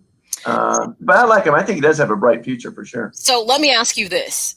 If you had to, God forbid we have to do a Game 3. I'm not trying to make that happen. I'm gonna get off the show and I'm gonna go do my voodoo stuff in the back room and make sure it doesn't happen. I'm joking. Anyways, but if you had to pick between, because people get kind of mad at me when I say this, Cease or Dunning, what would you do? I think I'd go Dunning. Cease has just been so erratic, and and they gave him every chance in the world to be one of the top, 2 or 3 starters, and he never took it. He kind of, fell apart under the pressure. So if he fell apart under pressure down the stretch, what would happen tomorrow? So yeah, I would go Dunning. Okay. Guys, that's Bob Nightengale from USA Today. Hey, Bob, great stuff. We really appreciate it. I know you're going to have a ball enjoying this gluttony of playoff baseball today, 8 games. Do you have like 8 screens set up, or are you just going to a sports book, or what are you going to do for a Well, I'm across the street from the Petco Park, so I'm going to actually be covering the Padres game today. Yeah, against the St. Louis Cardinals. But yeah, hopefully they'll have a bunch of TVs in the Pressplex. Oh, have a drink for me in the Gaslamp District, all right? I will. All right, not everything's open yet, but there's enough. Thanks a lot, buddy. We'll appreciate it. We'll be all right now. Guys, that was Bob Nightengale from USA Today, and man, this is his time. He said he loves it. He's glowing. Spring training and postseason. Papi Rico Suave. I like it. Rico Suave. I'm gonna tell you what's crazy though. Like, I'm actually gonna catch as many games as I can because really the matchups. I mean, this is just like good stuff. I mean, besides obviously not just focusing, just like you said, the 8 games. So you got Cubs Marlins, gonna be a good game. White Sox Athletics, you're trying to like close this out. Brewers Dodgers, I'm gonna be watching that. But then you've got the Reds at the Braves, worth watching. Astros Twins, worth watching. Blue Jays and Rays, okay. Not worth watching. Not worth watching. Cardinals and Padres, though, worth watching. I told you that the Padres hashtag is going to be like, don't call me Padre, call me Daddy. Because I'm telling you, if they keep that momentum moving forward, it's going to be crazy. And then Yankees and Indians. So the one series I wouldn't really want to see would be the Jays and the Rays. But everything else is like worth watching because it's actually good matchups. Yeah, it is. It's going to be really, really cool to see all 8 games. So I'm looking forward to just kind of going back and forth. It's going to be fun. It's going to be fun. Like I said, I'm not obviously as vested in as Bob is, because that's his gig, that's his livelihood, but it's going to be great switching back and forth, from different stations to see the different games, because they have so many different implications, and they involve us, they involve the Cubs and who the Cubs can play if they advance, and then some teams that I just don't like and I don't want to be there and want them to lose. So, I'm going to enjoy them just for the hate factor. And you're right, because if you look at how the divisions are set up, so you've got Tampa Bay, Jays, Cleveland, and then New York. So whoever wins those series match up in the ALCS, ALDS, sorry. And then you got obviously our side, Twins, Houston, us in the in the A's. So then it's an interesting matchup. And you got LA. I mean, it's just everything is so interesting to watch this kind of unfold. And because they kind of expanded the playoffs, so to speak, you got some people who snuck in, that probably wouldn't have made the cut if it hadn't been for the modifications that MLB made. But I will tell you the one thing I did enjoy, I spent a whole lot of time sitting in Sportsbook, not because I was betting, just because I love sitting there and I could watch multiple things at one time. I was watching, the NBA. I was watching hockey. I was watching all kinds of stuff. I was like, this is perfect. This is how life should be. This is how life should be. It really should be. So you don't need like a big TV. So you need a lot of like 43-inch TVs and boom, boom, boom, boom, and have it like a Zoom call. Boom, 3. I got the projector going right now because the first game's at 11. So was it Reds Braves? So I'm watching that because winner of that is who we end up facing. It kind of made me rethink there's two things when I decide to get back into a house I want to do. One, I want a library because I'm a book person and I have a ton of books that are just stored away. Two, in boxes because I have no place to put all these books. I'm a tactile person. So I just like books. It's weird. Two, I used to say I want a home theater. No. I need more than a home theater now. I need this ability to watch multiple things at one time. I mean, I want a theater, but not just like one screen. You know what I mean? I want the ability to watch multiple things at one time. You're gonna have a big screen that can be Zoom call-ish. So right, 1, 2, 3, 4, 5, 6, 7, 8. Right. And you can adjust the amount of screens. And here's the thing about that: when you decide you want that, you usually pay somebody to come in and do it for you because it's too hard to duplicate on your own. But for the amount of sports that I watch, I'm like, it'd be totally worth it. After Sportsbook, I'm like, this would be worth it to me because I would just love to sit here and just watch stuff like that. Maya, I got a guy. Don't worry about it. I got you. I know you got a guy. Wait. Someone's saying something. What's Birdo saying? Heard stats yesterday. The A's only played 6 games out of 6 against teams that finished over 500, lost 2 of 3, each against the Dodgers and the Padres. You know what? But here's the thing, and stats are good. I don't disagree with that. But I just feel like it's the postseason because honestly, the way that the Sox ended the season, our stat didn't. I think it was maybe Armando who gave us the stat about how we finished out the season against 500 teams. So I like that stat, but at the same time, I also feel like we didn't necessarily, as the White Sox, finish strong. You know what I mean?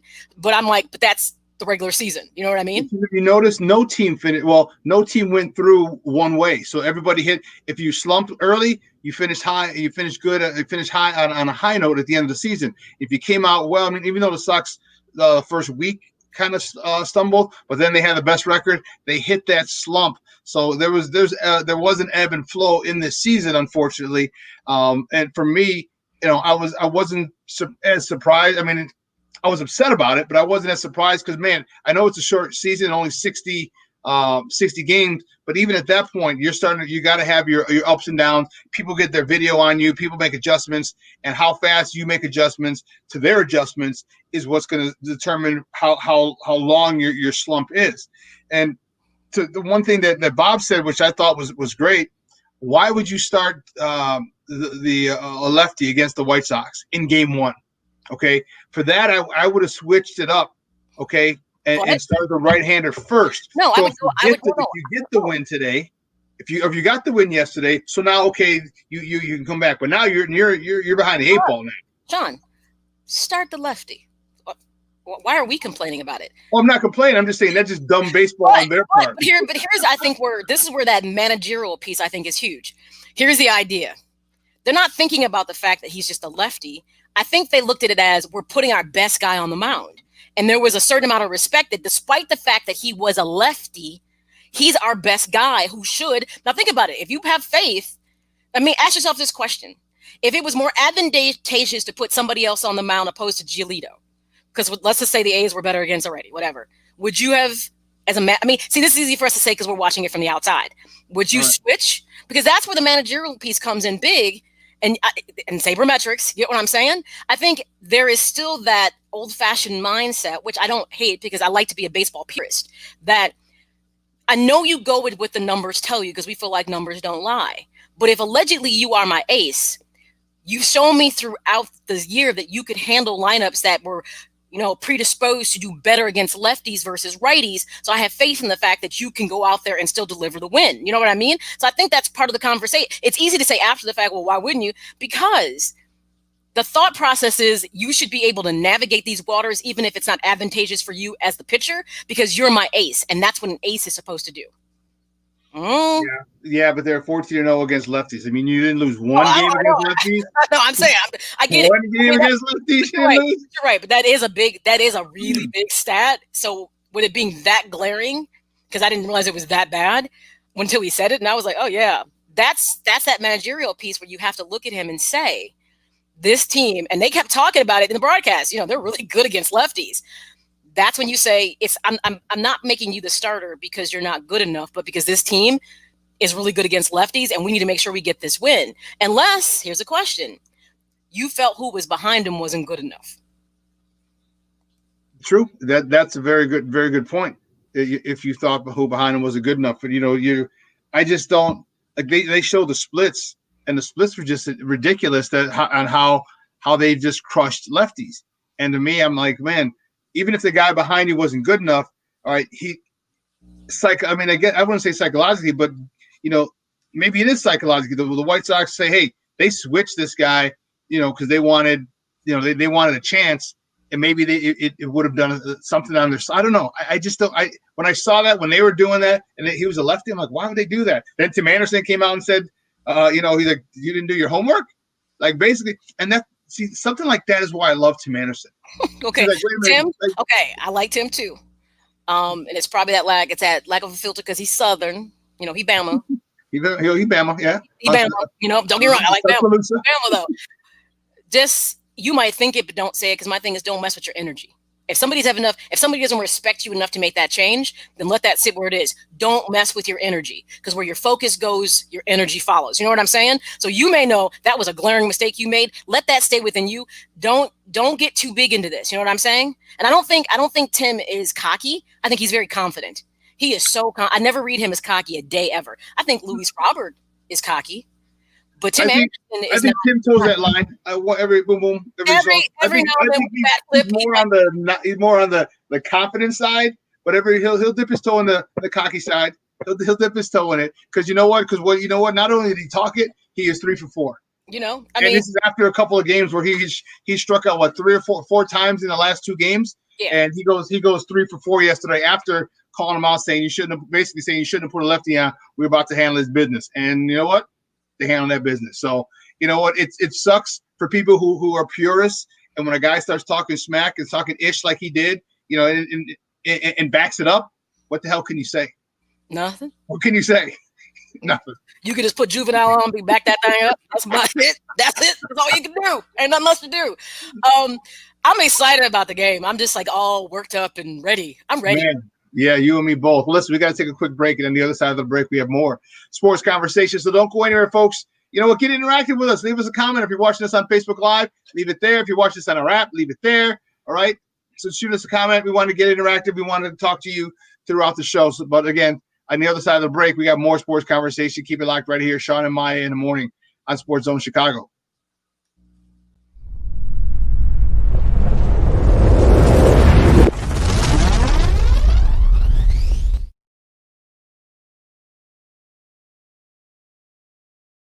BoomerNaturals.com presents the Sports Flash on 1330 and 95.9 The Zone. And that ball is hit in the air into deep left field. Backing up on that one now is Grossman. He'll turn and watch it. It's gone. WGN with the call. Jose Abreu with the 2-run homer, giving Chicago a 3-0 lead over Oakland in Game 1 of the American League Wild Card Series. Chicago wins it 4-1. They're up 1-0. Game 2 is today, 2:10 Central first pitch. The Cubs set to take on the Marlins in Game 1 today. First baseman Anthony Rizzo on Good Morning America Tuesday. This definitely has been a short season, but it's felt like very long. So I think it'll be very unique, and the adversity every team has had to go through this year individually will make this championship feel so much sweeter at the end. First pitch just after 1 o'clock. Boomer Naturals, your source for 3-layer protective face masks. Breathable protection for adults and kids. Save 20% with promo code SPORTS at boomernaturals.com. Chuck Sanders, that's the Sports Flash, 1330 95.9 The Zone. Hi, this is Jay Farner, CEO of Rocket Mortgage. Making the right financial decisions has never been more important. We can help guide you to those right decisions now, when they matter most. Mortgage rates are near historic lows, so when you call 8338-ROCKET or visit us at rocketmortgage.com to start your refinance, you'll be well on your way to saving money every month. The rate today on our 30-year fixed-rate mortgage is 3.375%, APR 3.59%. Right now could be a great time for you to take some positive financial steps forward with a cash-out refinance from Rocket Mortgage, which could give you the boost that you're looking for.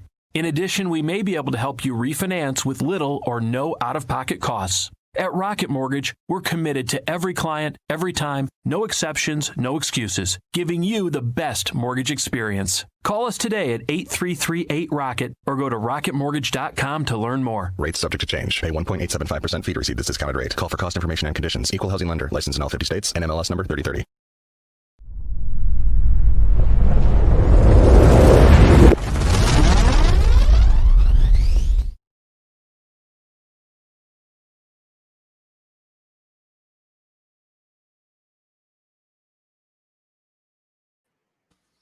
Welcome back to Shawn and Maya in the morning on SportsZone Chicago on this Hump Day edition. It's a little nippy out here in the Chi. Not like you were not back in Vegas, baby. Vegas, huh? High of 65 degrees today. Possible chance of thunderstorms. Woo, Charlie. Man, I went to go get my paper this morning. I'm like, whoa, what's all this about? It was nice when I came back from Vegas. The temperature was perfect. It was like I didn't come back to like freezing cold. It was like it was still like in the upper 7. So it was nice. It was like, okay, yeah. So I was like, okay, this is good. That's the preference. Of course, when you come back in winter, it's never like that. If you go someplace warm, you're like, I got to bundle up and do all this extra stuff. But I'm actually okay with this kind of weather because so before the show, I had to do a 7:30 class. I do Orange Theory. I know, shameless. I shouldn't be promoting them. I know. So it was I couldn't get into an earlier class because they book up so quickly. So I had to do 7:30, which means it's an hour. So I got done exactly at 8:30, and I had to I live like 10 minutes away. But I'm like, this 65-degree weather was a lifesaver because I have menopausal workout aftermath. So I was riding home with the windows down. So that 65-degree weather actually allowed me to cool down quicker. Seriously, it's like I am like a nuclear power plant. You know, when you take out the uranium, you have to like actually, so it has to be like, submerged in like sub-zero water for like years to cool off. That's what it's like when you're menopausal. So I had the windows down. I'm sure people were like, what the hell? Seriously? I had the fan on in the car just so I could like cool off and not be like still pouring sweat when I did the show. Thank you for sharing that information, Maya. I guess sharing is caring. I'm telling you. Menopausal. That's what aftermath. I'm gonna tell you something else too. So this was like a workout that was like blocks. So we would shift from different stations, right? And this is the first time I've done it like this, like in sequence. And I was like, Jesus Christ. So I was really struggling with the rower because it was my last piece of every block. And I was like, okay. So I'm in my last block and I'm really struggling. And what song comes on? Move. Get out the way. No, Thunderstruck. And I was like, I was like, yes. And I just powered right through it. I'm like, see how music makes a workout. There's no doubt about it. Music makes the workout. But that was my kick it in high gear. You got to finish big. You got to go strong. There you go. So, yeah. Yeah, that happens. I know. So the other last week, I asked one of the coach for the day. So on Tuesday, this guy, Ray, he's actually he's a St. Rita grad like me. And so, we obviously hit it off really well, but I was like, hey man, I was like, you know what? Can we do a Rocky, soundtrack today? And so throughout the workout, there were times that he switched it to a Rocky song. I'm like, yeah, and it was toward the end too, where I was able to power through. I don't remember if it was burpees or something. Yesterday's workout, we'll talk about it after the show. Yesterday's workout sucked. I'm gonna get a shirt made up that says I effing hate burpees. And then But real talk? Burpees effing suck. Yes. And then one of the girls in the class she's like, Shawn, you should stupid effing burpees. Dude, I'm gonna tell you something. Every time I see burpee anywhere on the workout, I get a bad attitude. I'm like, come on, man. For some reason, it is one exercise that I don't like. And there's something else which I haven't done here. It's called man makers. Yes. But for some reason, I can tolerate that more than burpees. The two things I hate. I don't want to do burpees and I hate planks. Oh, but if you made me pick between the two, you do planks. I'd do planks. I was moving ahead because my endurance is getting so much better, with my consistency. And so we had 30 burpees was the last thing. So we had 30 squats beforehand, 30 deadlifts. And man, we had 1,000 meter row, 30 deadlifts, and I'll tell you the number of burpees after. So I'm going good. So I'm the third person to finish the burpees. I mean the row. And one of them is a fireman, and he's like a freaking Energizer bunny. And the other guy is a big guy who I don't even know how the hell he's one of the always finishes the cardio part really, really fast. So I'm behind them. I'm like, okay, good. I'm in good company. We go to deadlifts. Well, deadlifts is my jam. I got big thighs and big ass, so the power muscles, it helps. Like I'm strength. I got some strength. Okay, Bookman. I got some strength. Okay. So we had 30 deadlifts. I was like 50. I did 15. This is with 225. So I did 15 in a row. I dropped it. Some people were just doing singles. It took them a while. I did 15 in a row. I dropped it. Did 10 in a row. Dropped it. And did 5 in a row. So now I'm second. All right, because one guy had just had to do burpees. We had to do barbell burpees over the barbell. We had 50 of them. When I was second, I'm like, let's just not be last, because you're the second person doing the burpee, starting the burpees. Just don't be last. And there were 14 people in the class yesterday. I was second to last. I just hate burpees. I hate them. I hate them. There is no shame in my game. And generally speaking, I'm really super competitive with stuff. But when it comes to burpees, I'm gonna tell you something. Okay, there's probably, since we're like just totally admitting what we hate about certain working out, I realized I was never a runner for a long time. And the reason I don't like burpees, because I am a woman that is not lacking anything up top. So all that extra jumping does not work for me. Seriously, until I can actually say I found something that brings it all together very nicely. So now it's not so bad. But it took a while. It took a while to find that bring it all together nicely. It did, because I couldn't find it, and then I did. And of course I bought way more than I should have just because. But I'll be honest, all that jumping around, I'm like, dude, I'm gonna have black eyes if we keep this up. You got a whiplash. So that's why all that jumping around stuff does not work for me. But now I'm good because I have the proper foundation to do these exercises now. Wonderful. Hey, we don't want you snapping your neck. I'm gonna tell you something. Protect your neck. Talk to any woman who has that particular issue going on, and she'll tell you, dude, you'll be like, come on, man, I can't be doing. And it's not because you can't do the workout. You're just like struggling. The struggle is real. You know what I'm saying? Yeah, I've known a few girls, and yeah, they've said the same thing. It's a whole different ball game when you gotta handle the twins. Exactly. So the first thing when you think a person is like slacking and it's a woman working out, the first thing I'm gonna give you a reason to like think beyond what you're thinking. If you look at her and there's not much going on, that's probably part of the reason that she's so into it. Seriously. Now go look at the girl who's over there with too much going on. And you'll be like, oh, now you guys gonna start looking just because I said that. Just be like, no, we're always looking, Maya. So it doesn't. No, matter. but you weren't looking for that reason. Reason. Yeah, we're looking. Now we just have another reason. Now I've got a reason. You'll be like, oh, that's why she seems like she's got another girl over there is like struggling a little bit. It's all about foundation, fellas. It's all about foundation. You gotta strap them girls down. Strap them down.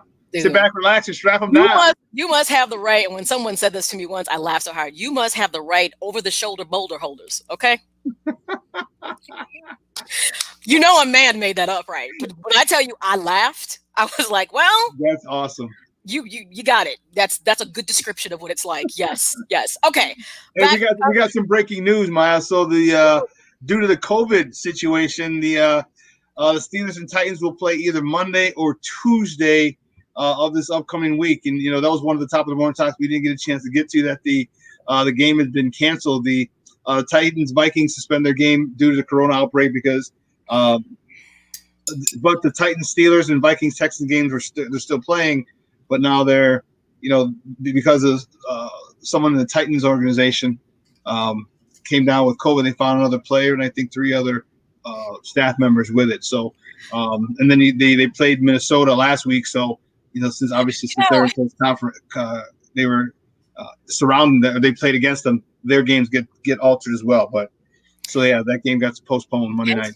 You see the benefit of the bubble. It just makes sense. It can contain more. Because the thing about it is you probably won't be able to get the point of contact necessarily. Because the minute people go home and do things and come back, it increases the probability that it can be passed along. Here's the problem with COVID. It's highly contagious, people. Does it debilitate everybody? No, it doesn't. Some people can be fatal. It's just complicated. And what's funny? And I would never say not to do it.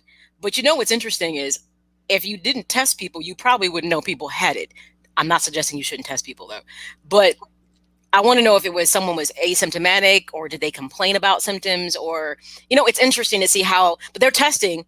This is why when they talked about schools like colleges and they wanted to play, the issue was that not all schools, some don't have the financial resources to be able to test the way that you need to test. So we talk about high schools, nobody has that resource to test like that.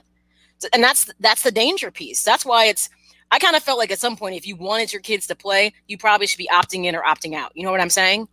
Because they don't have the ability to test accordingly. They can't. So if you wanted your kids to play that desperately, then I felt like you then should opt out of any responsibility because you can use safety measures. Everyone's using safety measures, and guess what? There's still issues. Like I was watching TV last night, and there was Orange Theory, I think in Elmhurst, that had an outbreak of COVID. And the thing, can I tell you this? It's not that, now mind you, that gym, they could have got laxed. But the one I go to, okay, they're like, we can't move till you put your mask on. I mean, and you're walking maybe less than, 25 feet. But they do that. Every time you touch equipment, they pass out stuff, you got to wipe it down. You know what I'm saying? They are religious to staying with their safety protocol. And thus far, it's been good. They take your temperature. So if you get lax in your protocol at any given time, because you don't know who could be exposed to it, you have an outbreak.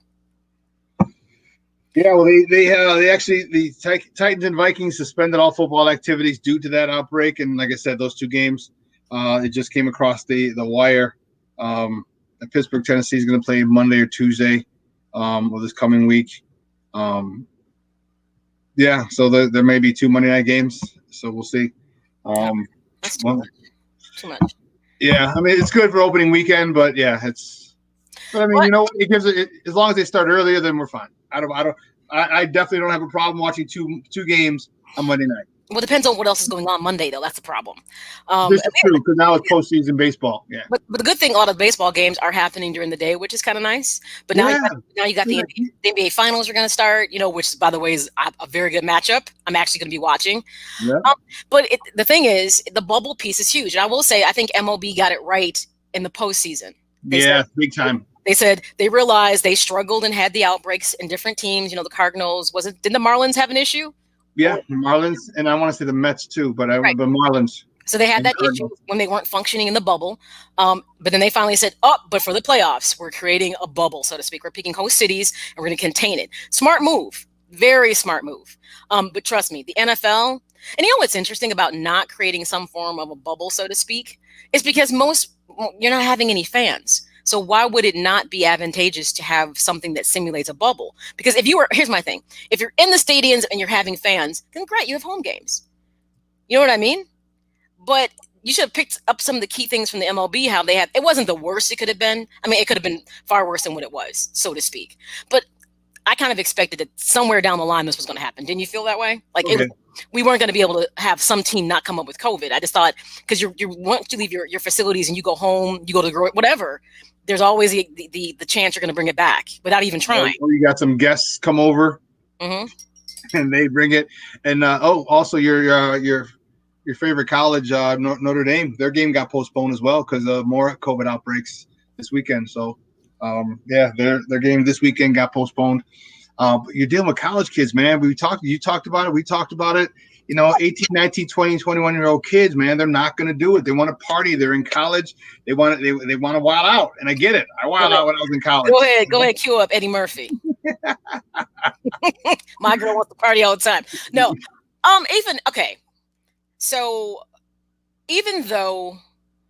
So on What's Up Cuz, which you should always check out that show on Mondays from 6 to 8 p.m. right here on SportsZone Chicago. Make sure you check them out. So they had on Howard Griffith, who is a former Illini player. He's an analyst on the Big Ten Network. So his son goes to Notre Dame. It was interesting because right before he was on their show, then I swear the next day it happened. And he was like, no, his son, but dad, different mindset. You know what I'm saying? Don't be doing, you know what I'm saying? It's serious business. I think early in the season, I do think a lot of players are taking it serious. I don't think they've fallen off yet. But the problem is because they're not in a bubble, you could go to the eat, it's just, if you don't restrict them, like you go to class, this, you know what I'm saying? Because to be honest, with the players, you probably could restrict them to a degree, but then you're asking them to stay in their room. Away from girls. But no, here's the problem. I'll stay in my room. I'll just bring the outside to the inside. You know what I mean? What I'm saying, away from them girls, and you bring them girls in, you ain't away from them girls. But I'm gonna be fair and say, isn't this a Christian institution? I don't think they did that, Shawn. Anyways, I don't know how they got it. So I don't want to say they did something bad, because here's the problem. It's so easy to get, seriously, because remember, COVID is unlike any other virus we've seen, and it lives on surfaces outside of any type of host longer.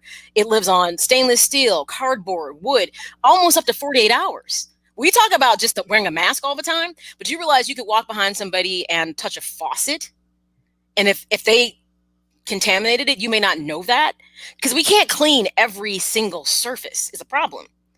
What the NFL and they're doing, they aren't just testing, they're doing electrostatic cleaning, which means it kills the virus instantly. That's a lot of money to go in and clean surfaces. It's a lot of money. So I don't know. It was bound to happen with college football. It's bound to happen in the NFL. I think only the NBA and the WNBA and hockey pretty much got it right. And when there were issues, what happened? Somebody did something they weren't supposed to do. Protocol, yeah. They broke protocol. So for chicken wings at the strip joint, good chicken wings. The thing is, I probably say this because it's not me. If I was making that kind of money, I pretty much would be on point. But I think mere mortals say that because we realize what's at stake. You know what I'm saying? We see the gravity of the action. I think when people are at that level and the world has been catered to for so long, you know what I'm saying? I think they lose sight of what's important. They really do.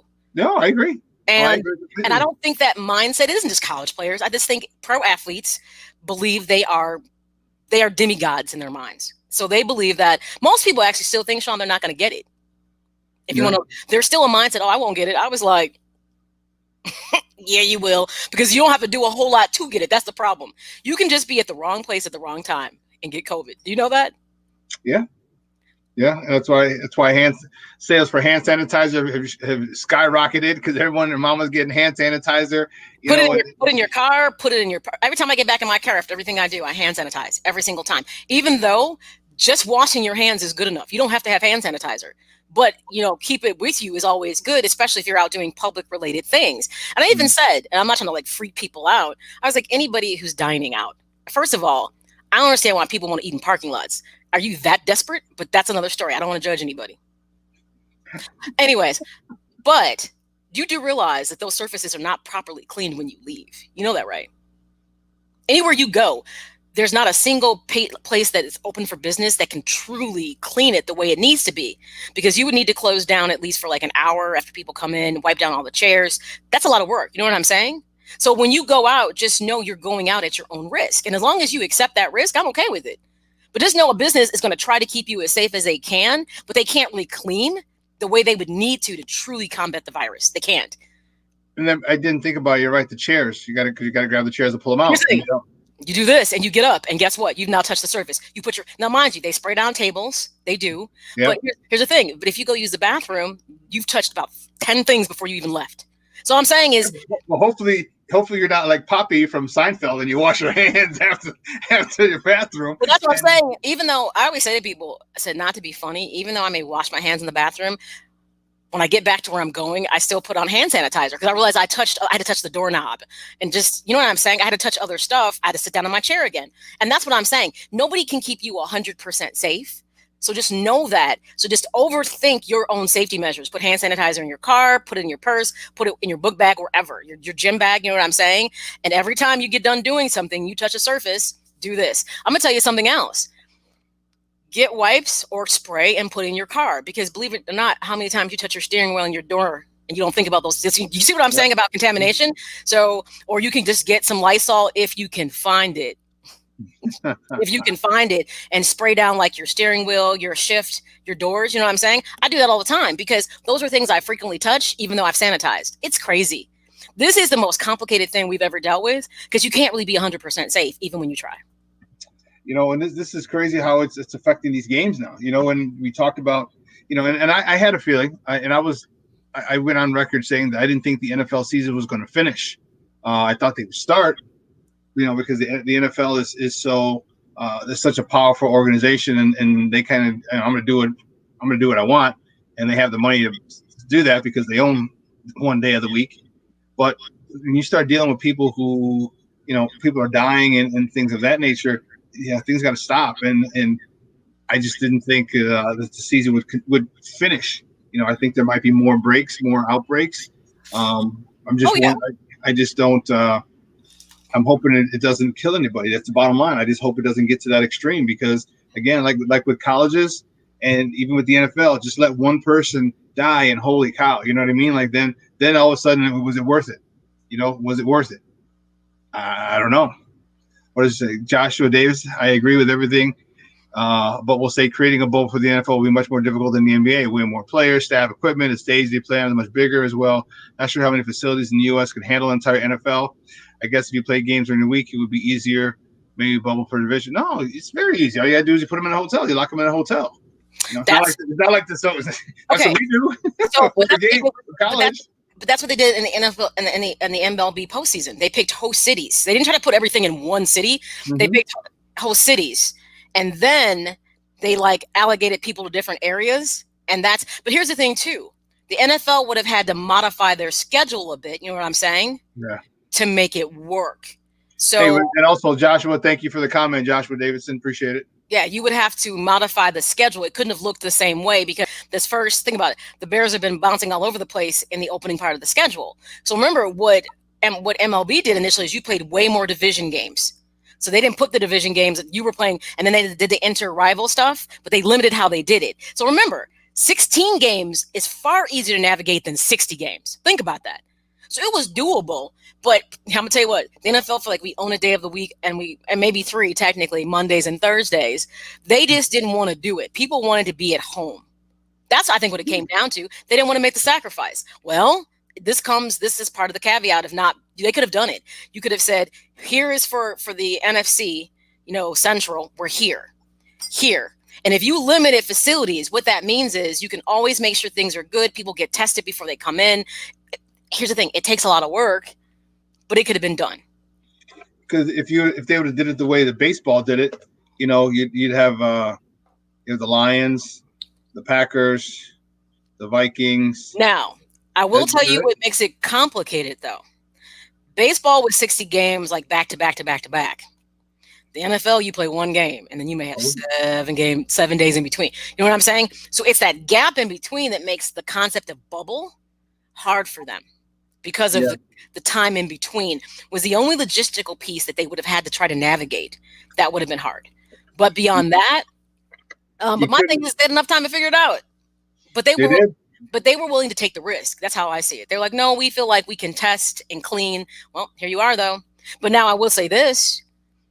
If you were adamant about wanting to have home games, then here's what you should have done.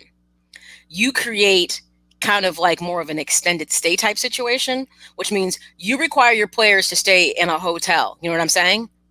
Because it's when people go out and come in. Matter of fact, you require everybody to stay within a hotel that's working because you're working. It means you get tested, which now you are at least quarantining them and their activity.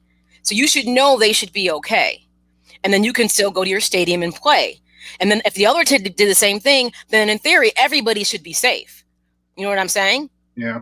and then you come back in. But you know what? That makes for that's a long process, but you get paid a lot of money. So with that being said, it's a sacrifice that you make. There's things that could have been done. Definitely.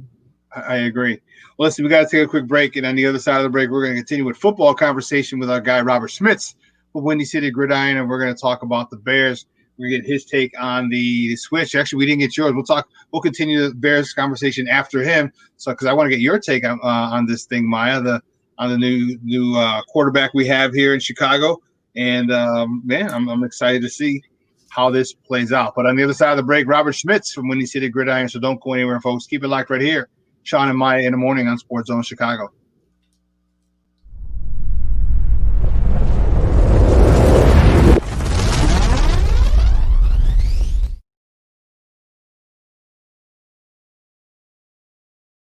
BoomerNaturals.com presents the Sports Flash on 1330 and 95.9 The Zone. And that ball is hit in the air into deep left field. Backing up on that one now is Grossman. He'll turn and watch it. It's gone. WGN with the call. Jose Abreu with the 2-run homer, giving Chicago a 3-0 lead over Oakland in Game 1 of the American League Wild Card Series. Chicago wins it 4-1. They're up 1-0. Game 2 is today, 2:10 Central first pitch. The Cubs set to take on the Marlins in Game 1 today. First baseman Anthony Rizzo on Good Morning America Tuesday. This definitely has been a short season, but it's felt like very long. So I think it'll be very unique, and the adversity every team has had to go through this year individually will make this championship feel so much sweeter at the end. First pitch just after 1 o'clock.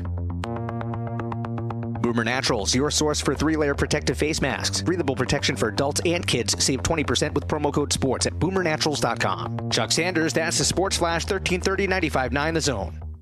Hi, this is Jay Farner, CEO of Rocket Mortgage.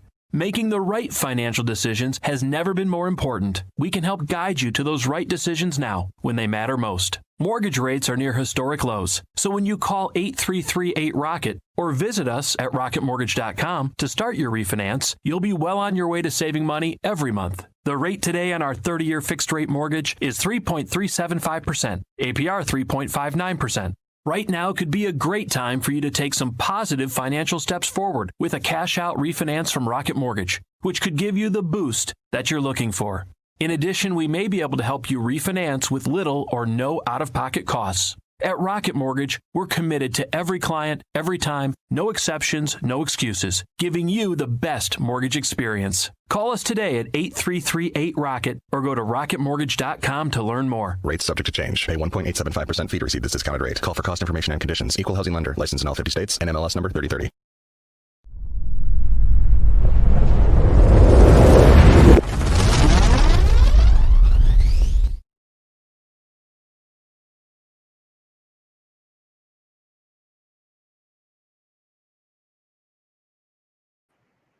Welcome back to Shawn and Maya in the morning on SportsZone Chicago on this Hump Day edition. Man, this is awesome. Basically, what did you say, Ivan? 11 o'clock, the first game starts. Yeah. Just started right now. Playoff preview, intro, and stuff. Yeah, it just came on. Yeah. Let me see. Who's playing right now, you said? Oh, it is the Reds and the Braves. Okay. Yeah, it'll be Trevor Bauer versus Max Fried, which should be good because Bauer has been on fire this season. And Fried, he's young and he's one of the guys that they're trusting, for the future to be a part of this pitching staff for Atlanta. So that's gonna be tough. But I mean, I'm worried about that. I'm probably gonna watch everything. I'm not gonna lie. No, right. But this one I'm worried about the most because if it is the Reds, that do prevail, and even though Atlanta is tough and they led the division, like the Cubs have to worry about the Reds. Like the Reds are on fire, like you alluded to earlier, Maya. Like the Reds were on fire closing out the last couple of weeks of the season, and the Cubs didn't really. I mean, they didn't do bad, but they didn't do overly good. They didn't impress me enough against the Reds for me to think that the Cubs could just walk all over Cincinnati or Atlanta for that matter. Well, we're going to switch gears. We're going to talk a little more baseball probably after on the other side of the break. But we got to bring in our guy because I want to talk a little football, a little NFL action, a little quarterback change, a little quarterback switch. Give the the old switcheroo here. Guys, it is a good friend of the program. He works for WCGridiron. You can find him on Twitter at Robert K. Schmitz. Guys, let's bring him in. Robert Schmitz. Robert, what's up, Papa? How are you? Man, I am so excited. The Bears are 3-0, which is crazy to think about. Like, regardless of anybody's feelings on Mitch or Foles, because I know there are a lot of feelings surrounding those quarterbacks. The Bears are undefeated, which is awesome. And we get to have let's call it a battle of the pretenders against the Bears and the Colts, neither of which, quote unquote, have beaten anybody. But now they play each other. So one of them gets to determine which one is a contender and which one is the pretender. And honestly, those are the kinds of things that throw me all the way back to like the old school WWE, and I just get so psyched up about it. Okay, your mic sounds amazing. Thank you. You started talking, I was like, whoa. Thank you. I have to upgrade. That's so kind of you to say. Yeah, it's a Blue Yeti. They're super duper. Well, they're not like common, but they're a really fabulous microphone. In case any radio podcasters out there are interested in mic choice. Well, I'm gonna definitely research this now. USB mic. Mm-hmm. Okay, I'm gonna have to check it out. So I'm watching the game, right? And I'm going, My prediction with the Bears, and I can honestly say, I don't think it was going to be under those circumstances. I said I thought they would switch out Mitch by game 3. Okay. But I kind of felt, but no. But my thought behind that was they wouldn't also be, 2-0. Right. It'd be bigger struggles to see that switch. I didn't think 3 because he wasn't playing good football. He was playing game manager football. Right. And to me, when they made the switch, I said, they get it. Mitch still was struggling. It was game managing type football. There might be a flash of what seemed like this is what he can do. Nobody has time for what he can do. It needs to be done. And one of the things I said about Foles was this, and I feel like he made it seem absolutely valid. I said, Nick Foles is not a game manager, but he's also not this dynamic playmaker. Right. He falls into this gray area of a guy who can move the ball, who can read defenses. He doesn't make your offensive line work too much, but he also knows exactly what to do when he sees in front of him. So when they made the switch, I was like, smart move. Because I thought it took, well, first of all, I think Nagy already wanted to do it. But it also, by them winning, it made him look a lot smarter. Because if it didn't work out, if it didn't work out, then I think he would have gotten scrutinized. But I don't personally feel that if you're a Mitch supporter, that you can't look at this and say, guys, maybe he needs to spend a year behind Foles to learn something. Maybe. I know one of the most complex things about this whole situation. So I actually thought, look, when I did my own personal research, I personally thought that Foles was going to outperform Mitch in camp, and then camp got super short, and both Nagy and Foles commented that it was a really short camp, which had me thinking maybe there just wasn't enough time. That's all speculation. That's not the point. The point is that I didn't think there was any way they were going to make this change so quick. I thought it might make sense that guys like me who study this stuff, and obviously you saw the same thing, might still end up disappointed with Mitch, that we pretty quickly got the picture between Detroit, New York, and the first half of the Atlanta game. Okay, so he's kind of the same guy he was in 2019. But most coaches still don't make that change. They still make the change 3 weeks down the road. They let Mitch, for lack of a better word, kind of embarrass himself so that, they obviously had to make the change. And if it all goes south, their head's not on the table. Nagy didn't do that. Credit to him. That's a gutsy move to pull your quarterback when he hasn't even technically lost a game yet. And of course, people like us will look back and they'll say, well, I mean, the Falcons defense was bad. He should have been able to do more against them. But that's not how it works in the NFL. Somebody would say, oh, Dan Quinn's coaching for his job. That's a good football team right there. I mean, they're desperate. They've got to get their records back on track. It's a very common game to lose, like there would have been excuses. But Nagy didn't take excuses. He made the switch. He won the game, or like they won the game. I've always said that when it comes to Foles, I see him as the human mirror in the NFL. If your offense is a well set up scheme with good talent around him, he plays really well. He won a Super Bowl for a reason. And if you put him in Jacksonville or St. Louis on really bad football teams, bang, the plane crashes. Like he can't support a bad set of talent. And that was my thing. When people are like, well, he didn't do good here. I said, but you gotta look at the complete picture. Jacksonville, look at Jacksonville right now. I was like, it just wasn't a good team. It just wasn't a disaster. It was a disaster. I'm like, so you can't go in and work magic by yourself. So I felt the same way. I also felt the very same way. And I think I was the only person that was actually really liking the Jimmy Graham acquisition. Everyone's like, oh, he's washed up, he's done. I said, no, I kind of think it's about situation. I said, yes, we remember how he was with the Saints. He didn't do a whole lot with the Seahawks, but we have to look at what's going on there. Not a whole lot in Green Bay. I said, but I really feel as a tight end, he's not going to give you a lot of blocking, but the guy, I think he still can be an attribute to this team. I know Shawn's got to love him because he's the big guy that catches touchdowns in the end zone, and it's just the most like batter up matchup you could ask for. The thing is, look what happens. 6'7", the DB's 5'9", 5'10". But look what happens. But look what happens when you get him a guy who can get him the ball, who can put it where he can go and get it. Mitch couldn't do that. Now, Trey Burton right now might be like, I felt the same way. He couldn't get me. He just couldn't get on the field. But the truth be told, I was like, Jimmy Graham is going to be a good part of this offense. And look what happened. Just that quickly, you saw how he was definitely a big piece to the puzzle. Well, what's been really wild for me is I go back and I like watch the different halves.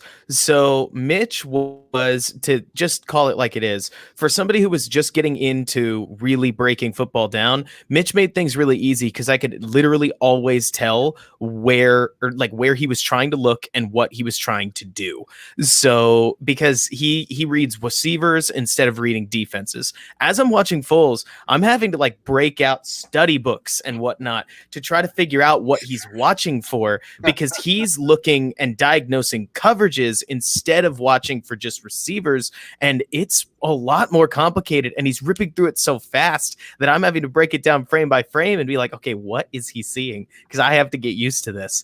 He is snapping like Mitch, I would say, almost had like an average of, it took him about 2 seconds to make each read. Foles makes some reads in maybe a half second, like shorter sometimes, where he just head moves, makes the throw. And it's different. And it's one of those things that makes me look at this Bears offense and say, honestly, I've always thought Matt Nagy's scheme gets people open, but now we get to see if the rubber meets the road. Certainly, people were open all over the place in the Falcons game, but like we said, their defense, not super impressive.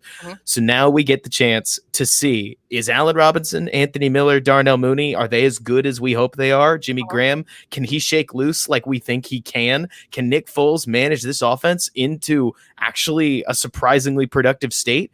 We'll see. And I think at the end of the day, it's not Foles' fault whether this thing fails or succeeds. Now it's on Matt Nagy. And that actually has me pretty excited because I'm pretty high on him.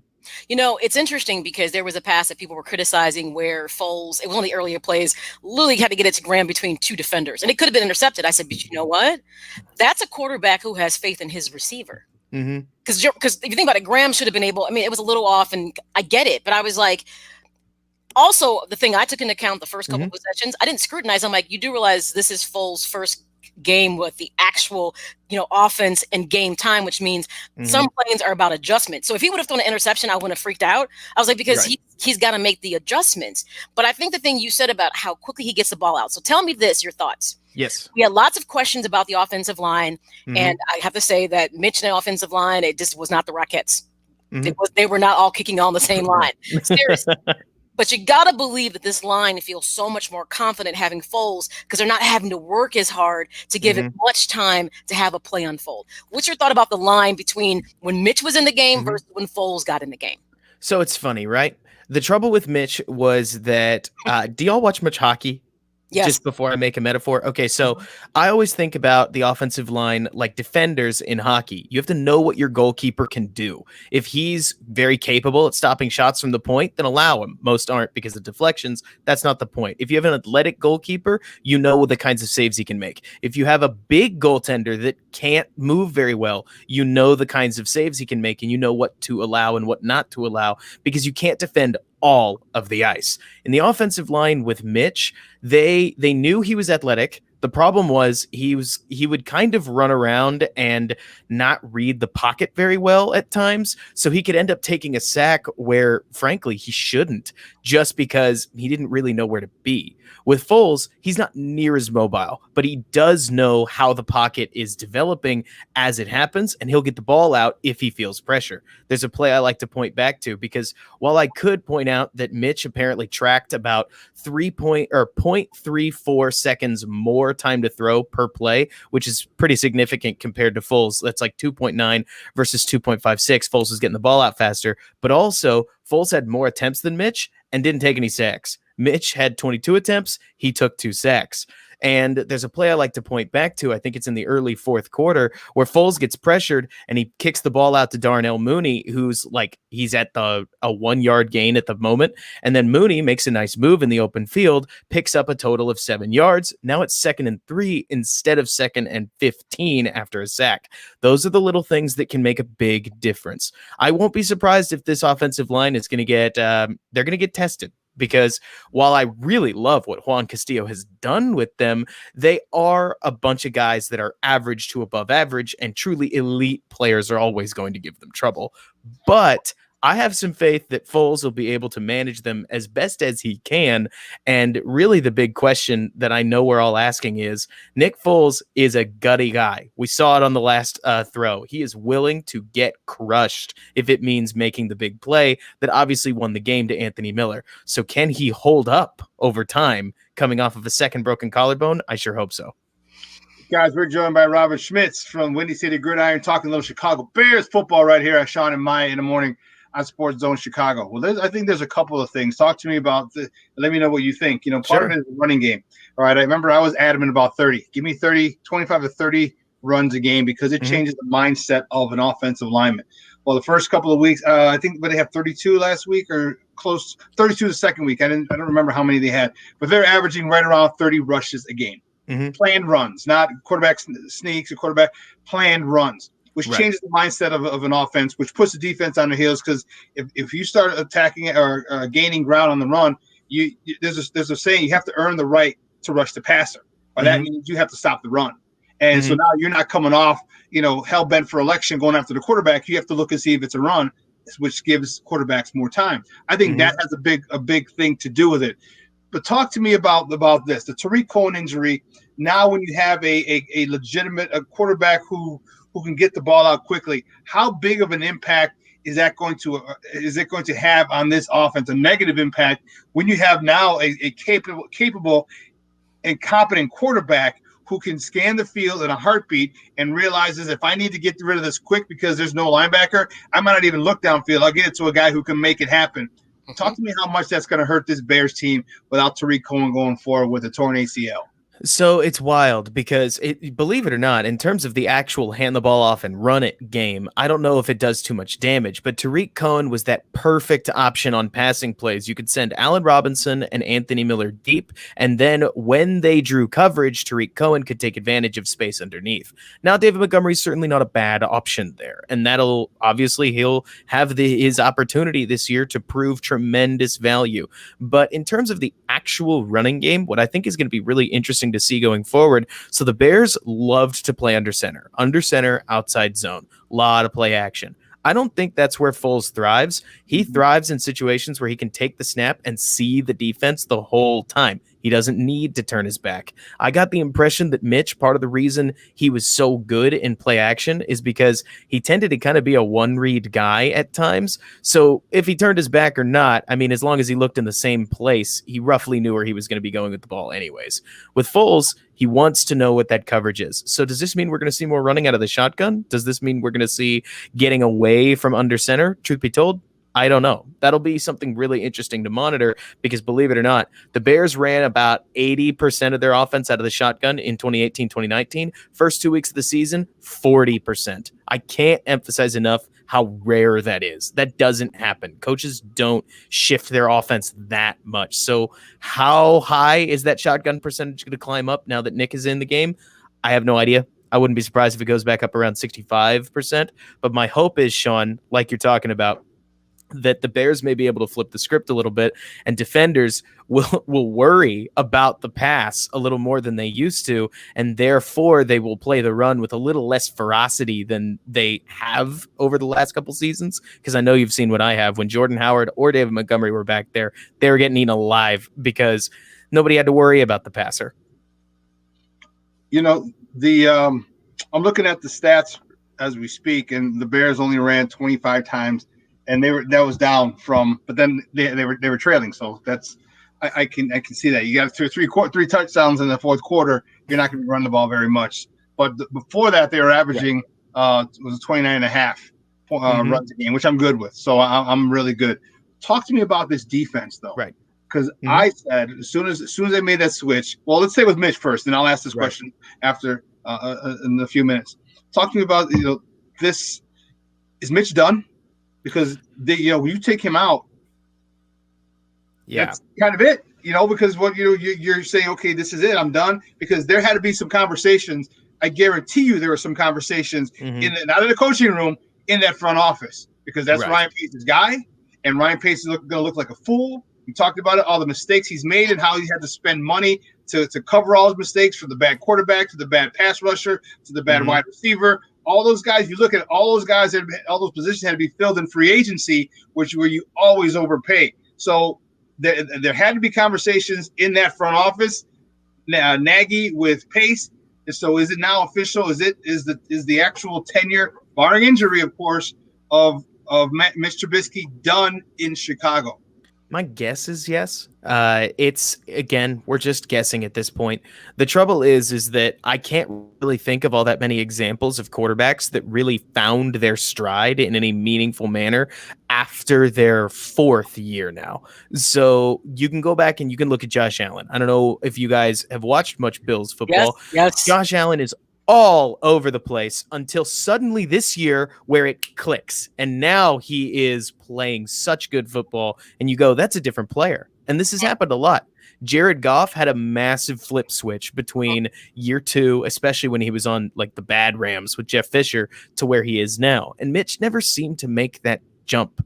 So if it was me, I would move on. Now, I'm not Ryan Pace, because like you're talking about, Shawn, Ryan Pace has made some iffy decisions over time.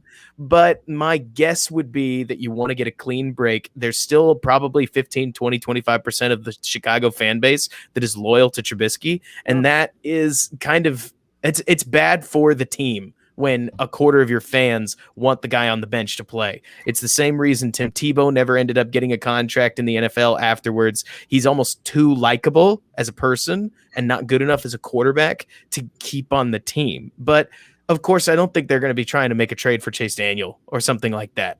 My imagination would be that they're going to stick with Mitch for this year. He's 2-0. The Bears are the only team in the league with 2 undefeated quarterbacks. So, we got options.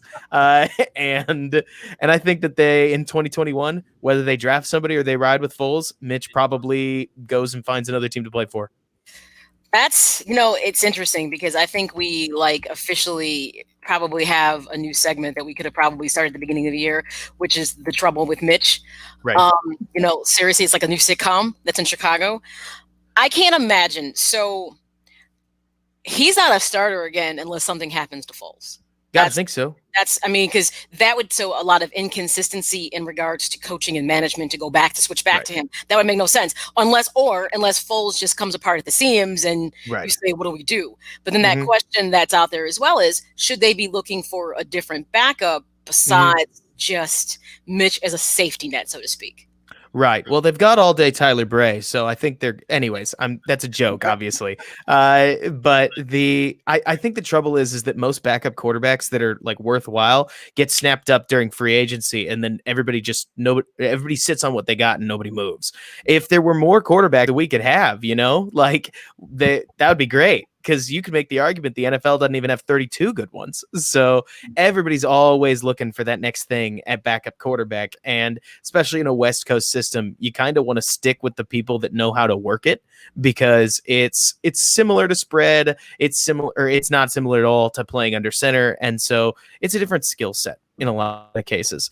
I feel like the biggest issue with Trubisky, because I've seen this a lot, is that everybody had a different moment where they made their decision that Mitch wasn't the guy they wanted to see going forward. I've seen some people make it. I mean, I made it in roughly week 7 last year, which is when I realized, holy crap, I don't know how much this gets fixed. And I've seen some people talking about how now the Mitchell Trubisky era is over. And technically it is, but for crying out loud, the head coach switched off of an undefeated quarterback after 10 quarters of football. That's unheard of. And a lot of people are talking about that. But he didn't switch to something that wasn't proven. Exactly. Remember, we felt like Foles was that necessary safety net. He wanted someone that he knew could execute the playbook, that he could. Exactly. That was more than just a game manager. And let's be honest, right? Even if there'd been a full training camp, I don't believe that they would have pulled the rug from out of Mitch. I don't. I felt like you said, Pace. He's made this decision that made sense to no one. I'll be honest. From the moment they drafted him, I was like, nope. Right. Not good. Sorry. And I never swayed from that from day one. So to me, Pace was hoping that I do believe this would be the year that Mitch would matriculate into being something better. Right. But yet we saw a lot of the same Mitch in 2 games. Can't play 4 quarters of football. And you say, okay, well, you came alive in the 4th and you won. Okay, give me 4. He then needed to reverse and put it in the 1st. It's like, but you seem to can't put together 4 quarters of football. So that's part of the issue, is that for whatever reason, he can't be consistent. It's not about his athleticism. It's not about having an arm. I started to see some accuracy issues in the Atlanta game too. I was like, what's now he can't hit a target? It was a lot going on. We knew that Foles was always the safety net, but here's my thing. If you don't have Foles, to be honest, Mitch is probably still in the game. Probably, but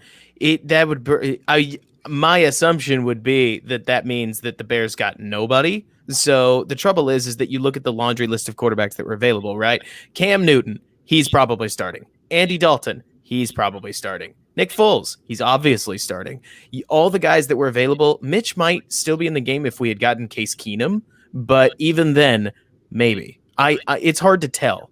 What's the trouble with Mitch, if I had to guess, to just go with the segment by actual name, is that when I watched Nick Foles and we all saw him coaching up the receivers on the sidelines, one thing that dawned on me is that Nick Foles is Nagy's first quarterback that he's played with the Bears that will throw out a play call he doesn't think is going to work. Nick Foles is tracking what the Falcons do just as the Falcons do it. And like he talked about on that last play, the Falcons had feinted a 0 blitz before and dropped back into cover 2. So when they feinted that 0 blitz again, he sat on it and he said, if they come, I'm throwing it to the L. And if they don't, we're going with the second play that we had. And all of this kind of stuff, if I could just come out and say it, seems like it would have been beyond Mitch Trubisky. Oh, no, not would have. Not would it? Is. No doubt. To me, there's one thing I always felt like you can't teach a quarterback. It's those intangibles you spoke to. I feel like coming out of college, because most college programs at least are kind of preparing you to play at the pro level. Right. But I kind of believe having that vision of the field. You know how we say that pitchers are batters, they can see the pitch, how they see the ball coming off is different. Every obviously hitter doesn't have that ability. So to me, there's certain intangibles you can't teach a quarterback, and everything you just described in Foles. And the only thing that probably takes Mitch, Foles down a couple notches is because he doesn't have that level of athleticism, so to speak. But if you pick up his athleticism a bit more, Foles might have an entirely different career, but he doesn't. Oh yeah. But he's good enough to be not just a game manager because his IQ is higher than that. I don't feel like he's this dynamic playmaker, but he can be a playmaker. You know what I mean? Yes, and I have to come out and say something that might seem borderline salacious, but I have to say it anyways. Go through the list of the Hall of Famers that you can think of and name me the one that's like super athletic. Because when you think of them, you think of Tom Brady, you think of Phillip Rivers, you think of Peyton Manning, you think of Drew Brees, and now we've got fabulous, amazing athletic quarterbacks like Patrick Mahomes, who isn't athletic as Lamar Jackson, Russell Wilson, who's a marvel. That guy's in his own class. And Aaron Rodgers even is a lot more athletic than the pocket quarterbacks of the past. Nick Foles is what anybody who really thinks about it would call truly old school. He is a pocket passer that reads the field. That's all he is. And I think that can not only work in this West Coast system, but it can really pay some dividends, because my guess, and this is where I've always tried to solve, like, how does Matt Nagy and Mitch Trubisky seem to only put together about one quarter of football together? And my guess is that there's only about one quarter in which Matt Nagy, the coach, can do all of the defense reading for his quarterback. And then the opposing defenses change away. And then Matt Nagy's playing catch up because he can't read it for the quarterback. He basically has to be right pre-snap. And it wouldn't surprise me if Matt Nagy's able to get one of those right. I mean, for instance, going back to 2019, did you guys know that the 2019 Bears, who I think we can all agree, awful offense, right? They were third in the league in third quarter points out of the entire NFL. Coming out of the half, they scored third most in the NFL. That sounds to me like a coach that can make adjustments. Mm-hmm. So if you get a quarterback that can see the field and a coach who can make those adjustments, I'm going to be super clear. I bet we're going to see some stuff that we're going to hate. The too cute thing, that's going to come back, but I'll take the bad with the good, because I like the downfield approach of this Matt Nagy offense. That fourth down with Ted Ginn wide open. Do we remember the play? Yep. I don't know if y'all know this. Up the sideline. Ginn's the second read. The first read is a cover 3 beater hook, but Foles identifies that the defense is sitting in cover 2, and so he immediately snaps to Ginn and starts his throwing motion before he's even seen the receiver, because he already knows it's open. That route's designed to beat that coverage, so he knows, he sees the coverage, go to the route that beats it, and it's a wide open fourth down conversion that also gains like 20, 25 yards. I mean, this offense can go places, and I'm sure we're going to see turnovers. We already saw one that you could make the argument wasn't Foles' fault because he threw a jump ball and Allen Robinson even got his hands on it. Mm-hmm. But I think if we take the bad with the good, we could end up really pleased with what this Bears offense becomes. And my only hope is that, if I could be, again, completely candid, that this doesn't somehow turn into Mitch Trubisky was holding us back and we don't like him. He's a perfectly fine person. He worked his butt off for the Bears. Sometimes people don't have it, and not all busts are bad humans, you know? At this point, I'll take the veteran. You laugh, but I... Oh, no. What you're saying is, it's always important, Robert, to preface. People get mad when they realize their football team isn't performing. But the thing is, Mitch as a person is not Mitch as a player. Those are two separate things. And I never judged his character as a person. Exactly. I only judge what he does on the field, and it just wasn't good enough. And your point about, I know Shawn said reset. Shawn, reset. And we're joined by Robert Schmitz from Windy City Gridiron for a few more minutes right here at Shawn and Maya in the morning on SportsZone Chicago. The thing you said about, if you look historically at what Super Bowl type quarterbacks or historically successful quarterbacks are, you hit the nail on the head.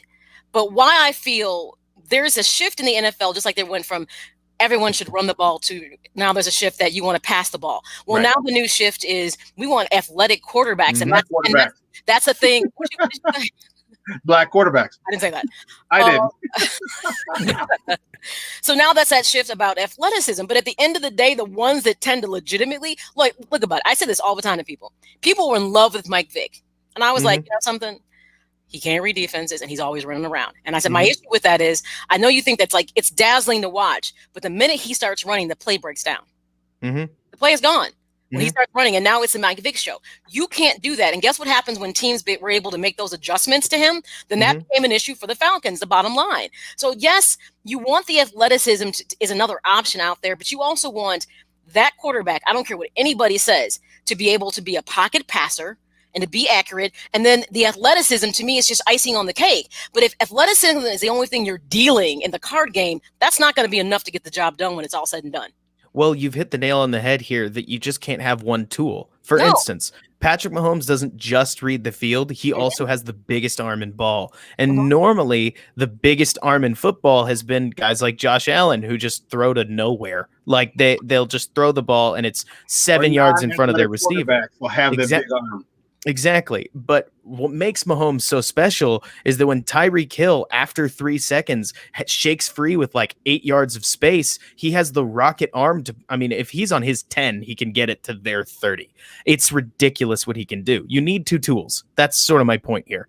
And Foles has, I would say it's average accuracy, because some of his throws are going to be absolutely perfect. We saw it with the Anthony Miller one. And some of them are going to be kind of bad in terms of what you'd want, but that's okay. I mean, not every quarterback is perfect. He has those two tools, and he's not athletic at all. Like we can call a spade here. He's not a mover, but he has the ability to read a defense and deliver the ball. And when you've got two tools, I mean, it's not an accident Nick Foles won a Super Bowl. And just because he didn't succeed in the regular season doesn't take away from the fact that people act like Nick Foles put up some Trent Dilfer performance. He scored 41 points. He was the deserved MVP. He threw that touchdown into triple coverage to his running back is incredible. I mean, there's a whole bunch of stuff that if you look back at Nick Foles' career, yes, it's weird, but this idea that he's the best backup quarterback in the NFL, I think the only reason he is, if you wanted to call him that, is because young guys like Baker Mayfield, Mitch Trubisky, Josh Allen, Jared Goff, they get to start off of potential alone. Nick Foles' ceiling is limited. We'll call it what it is, but he's not a bad starter in the NFL, and I actually think that with Matt Nagy, he has the chance to prove he's a lot better than people think. And gosh, if there's anything Chicago loves, it's an underdog story. Am I right? Well, we would just like to see a quarterback be successful. I mean, it's a position that we've never done well at. And we've dealt how many times we've tried to get this right. To have someone who can step into this role and literally show, okay, you guys are competent. It's not that we drafted and developed somebody competent. We had to go from the outside, but perhaps there's a future moving forward of drafting a quarterback that we can develop, so to speak. So Robert, I know we kept you a little long, but there's two questions that I had to ask. So one of them is, we didn't talk about the defense yet, and that's going to be my second question. My first question is, I did an interview with a guy in Arizona yesterday, and he brought up a good point. He said, he asked me my thought, so I'm going to ask you the question as well. Do you think that Matt Nagy was playing chess the whole time and not putting Mitch in the best position to be successful because he wanted him out? Because you and I both know, all of us know how Mitch does well. Mitch, you get him out of the pocket, we'll get him moving, get him on the move. Have him a two-way threat, telling him not to run, whether overtly or covertly not running, kind of sabotaging him. So now his guy, or whoever his guy wanted to be, whoever was going to be in the offseason, and happened to be Nick Foles, would be able to get in sooner because this is the guy he wants. Your thoughts on that? Because I would always say, remember how many times I complained, move him out of the pocket. Yes, you did. You're not dumb. Move him. You know what he does well. Move him out of the pocket, get him some confidence. And he refused to do that. Right. Your thoughts on that possibility? So my personal opinion, 2019 was a sink or swim season. Mitch got asked to do things that I would call pretty standard quarterbacking procedure. No, and I'm not just talking like don't run. The don't run thing might have very well come from the fact that, for all we know, Mitch takes coaching. He seems to take it really seriously. So there might have been a passing comment. Hey, if you run a little less, you'll never know what'll open up downfield. And plus, we don't want you hurt, bud. And suddenly he goes, okay, don't run. Yeah. And the complicated part is that I could look back at a whole bunch of great running quarterbacks. I don't know if y'all remember it. Blake Bortles had like 600 yards rushing. You tend to see out of athletic-ish quarterbacks like Mitch, because Mitch is athletic, but compare him to Kyler Murray, Lamar Jackson, Russell Wilson. Guys, let's be honest. He's not that athletic. So when you roll him out of the pocket, you're generally cutting the field in half. There's a whole bunch of stuff that I could say schematically, and I'm trying to stuff it all into like 45 seconds, that basically 2019 was a sink or swim year where Mitch had the opportunity to prove that he was a good quarterback in the NFL, and he sank. So then we came back in 2020, and he designed the perfect Mitch Trubisky offense. I mean, this thing was fabulous. He was rolling out every play that he wasn't using play action. There was like two, sometimes just one receiver that mattered on the field. And even then, he still struggled because accuracy issues, some issues reading the field, but let's be real. I mean, he had like one interception, issues locking on to Allen Robinson. There are a lot of things I could cite where even in this perfect Mitch Trubisky offense, exactly the same offense that Ryan Tannehill runs so well, he was very hit and miss. So I don't think Matt Nagy sabotaged him. I think that he tested him in 2019, and in 2020, he had those test results. The big question, if I was going to get conspiratorial, the big question that I would ask is, did Mitch win, or did Nick Foles just not look ready enough, and Matt Nagy didn't want to embarrass his quarterback that he liked publicly without giving Mitch a shot yet? Does that make sense? No, I think that was Ryan Pace saying, no, he's starting. It makes sense. Conspiracy theory, that's what I think. He's my guy. Totally makes sense either way. You know what? I'm not going to get egg on my face. I'm going to give him one. Yeah. You're going to give him, Matt Nagy, one more shot. Just remember this, though. Yeah, go ahead. Any quarterback that we had started more than likely would have gotten called for benching eventually. So if you start with the guy you don't want against the Lions and the Giants and you win those games, you move on to the guy you do, nobody's going to question him. Nick Foles is going to have a game where he throws 3 or 4 picks and nobody's going to say, bench him for Trubisky, because we already saw Trubisky, you know? Let me, and one last question. I know you got to run this way.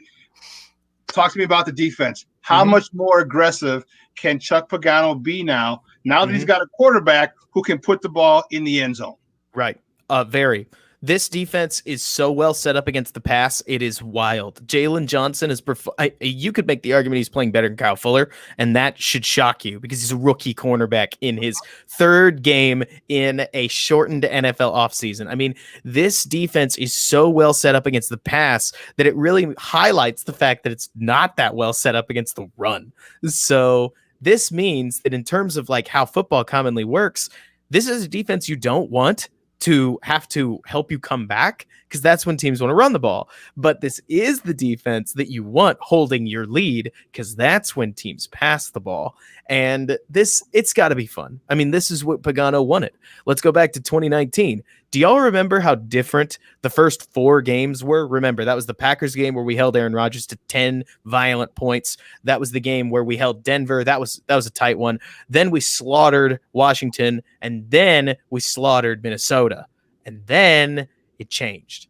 Right after that, the defense felt like it got conservative, almost as if the coaches made a decision that we don't think the offense is going to score the points that we hope they would. So my hope would be that we get back to that early 2019 attitude that, hey, you can score a deep touchdown on us. We're going to get it back. We're going to take the ball away. It goes all the way back to, what was it, like the Lovey age of the Chicago Bears, where it's like takeaways are a defense stat. That's not an offensive issue. It's something we force, and we have that attitude. And look, Khalil Mack is smoking people on the edge. Eddie Jackson looks as dangerous in coverage as ever. I wouldn't test this Bears defense if it was me, except for outside of anything and outside of anything off of the ground. I'd run against them all day long. But I think that's what the Bears want. They want to push them into that one-dimensional attitude. And look, I'm not saying it's the best defense ever, but it's a very good pass defense. And in this NFL, I think that's what you need. Guys, he's Robert Schmitz. Buddy, I appreciate you staying overtime with us. Anytime. We can talk football for hours, buddy. Hours. Love it. Do me a favor, though. Let everyone know where they can find you and all your work online. Absolutely. So I am, you can find me on Twitter at Robert K. Schmitz. That's RobertK SCHMITZ, where I do a lot of breakdown stuff. You can find me over at WCGridiron, where I host now 2 podcasts, one up right after the game, another a couple days later. And on Wednesday evenings at 9 p.m. on my YouTube channel, Run Pass Opinion, I'll be breaking down the whole game. Great stuff, buddy. As always, man, we appreciate it. We will be in touch soon. Awesome. Thank you, guys. All righty. Bye-bye. Guys, that was Robert Smith from Windy City Gridiron. Man, damn, I almost kept until 12.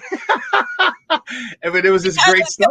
It's a lot to talk about. We scratched the surface, but we could have dug so much into that. But hey, you know what? Then you get another game with Foles in, because remember, that's like the first game he's in. You know, it was a little rough going here and there, but to me, that was to be expected. No preparation, no rep. He didn't, game, no first team reps, no nothing. So, you know, to me, now I kind of want to see, okay, when you get, because now you're preparing that whole week to get that start. You know what I mean? So that's kind of when I want to see him in the mix at that point. And that's why I asked him. I said, you know what? Now that you have a quarterback, Chuck Pagano, that can get you in the end zone, are you bringing it? And I was hoping he would say yeah, because that was my thought. I'm like, I'm not worried about it now. You give up a tutty? Well, I know, Biggie, we're going back. But now you can see I could be aggressive because I'm not scared of a 10-point deficit that my offense might not be able to score. This guy can score. And you know what?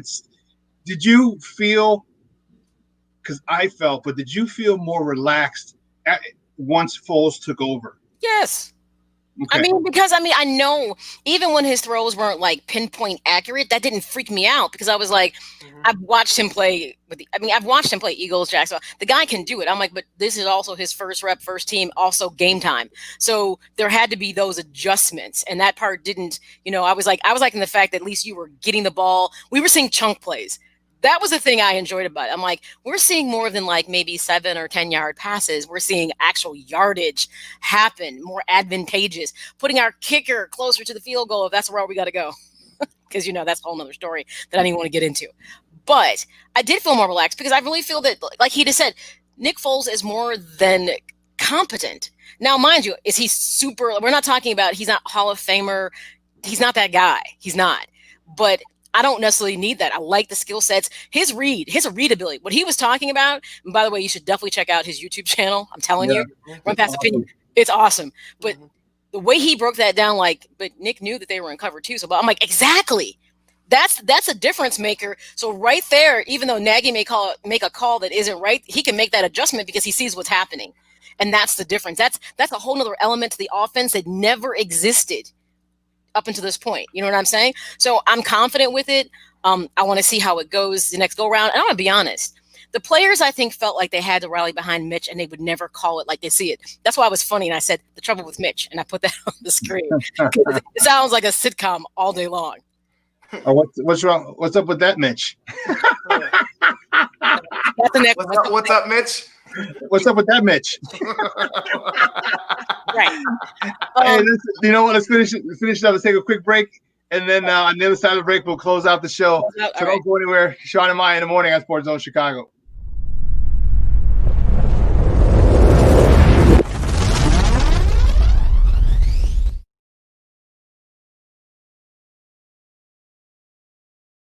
BoomerNaturals.com presents the Sports Flash on 1330 and 95.9 The Zone.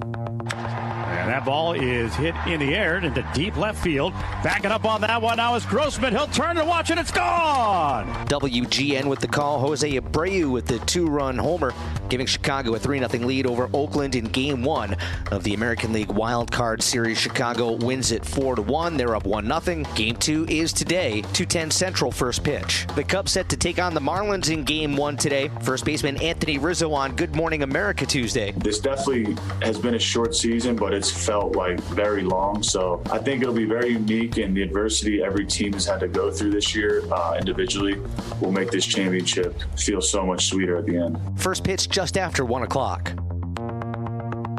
Boomer Naturals, your source for 3-layer protective face masks. Breathable protection for adults and kids. Save 20% with promo code SPORTS at BoomerNaturals.com. Chuck Sanders, that's the Sports Flash, 1330 95.9 The Zone. Hi, this is Jay Farner, CEO of Rocket Mortgage. Making the right financial decisions has never been more important. We can help guide you to those right decisions now when they matter most. Mortgage rates are near historic lows, so when you call 833-8-ROCKET or visit us at rocketmortgage.com to start your refinance, you'll be well on your way to saving money every month. The rate today on our 30-year fixed-rate mortgage is 3.375%, APR 3.59%. Right now could be a great time for you to take some positive financial steps forward with a cash-out refinance from Rocket Mortgage, which could give you the boost that you're looking for. In addition, we may be able to help you refinance with little or no out-of-pocket costs. At Rocket Mortgage, we're committed to every client, every time, no exceptions, no excuses, giving you the best mortgage experience. Call us today at 833-8-ROCKET or go to rocketmortgage.com to learn more. Rates subject to change. Pay 1.875% fee to receive this discounted rate. Call for cost information and conditions. Equal housing lender. Licensed in all 50 states. And MLS number 3030.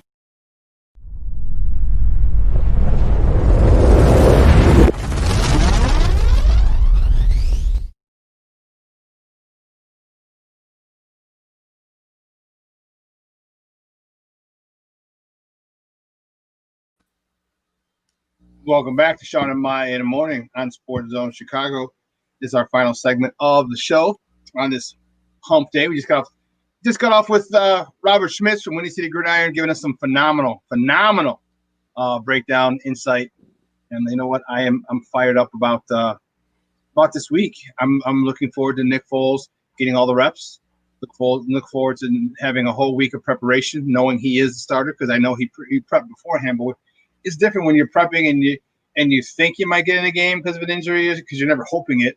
But when you know you're number one and the team is relying on you, I'm just excited to see. The one thing that Robert didn't say was when we were talking about tools, he doesn't have the athleticism or the speed, obviously, of Mr. Trubisky, but he has the pocket awareness, and he can move around in that pocket, like a Tom Brady. And like those types of quarterbacks don't have the speed, but they have that feel, and they can move up, in and out and around in the pocket, and to buy some time to make a throw. They're not going to run. They're not going to take off and run like certain people, but they can create time by stepping up and replacing where that pressure's coming from. And that's one of the things Nick Foles can do. He did kind of say it when he made the comparison about more traditional quarterbacks. If you look back historically, that they weren't athletic, that he kind of did talk about them being more pocket passers.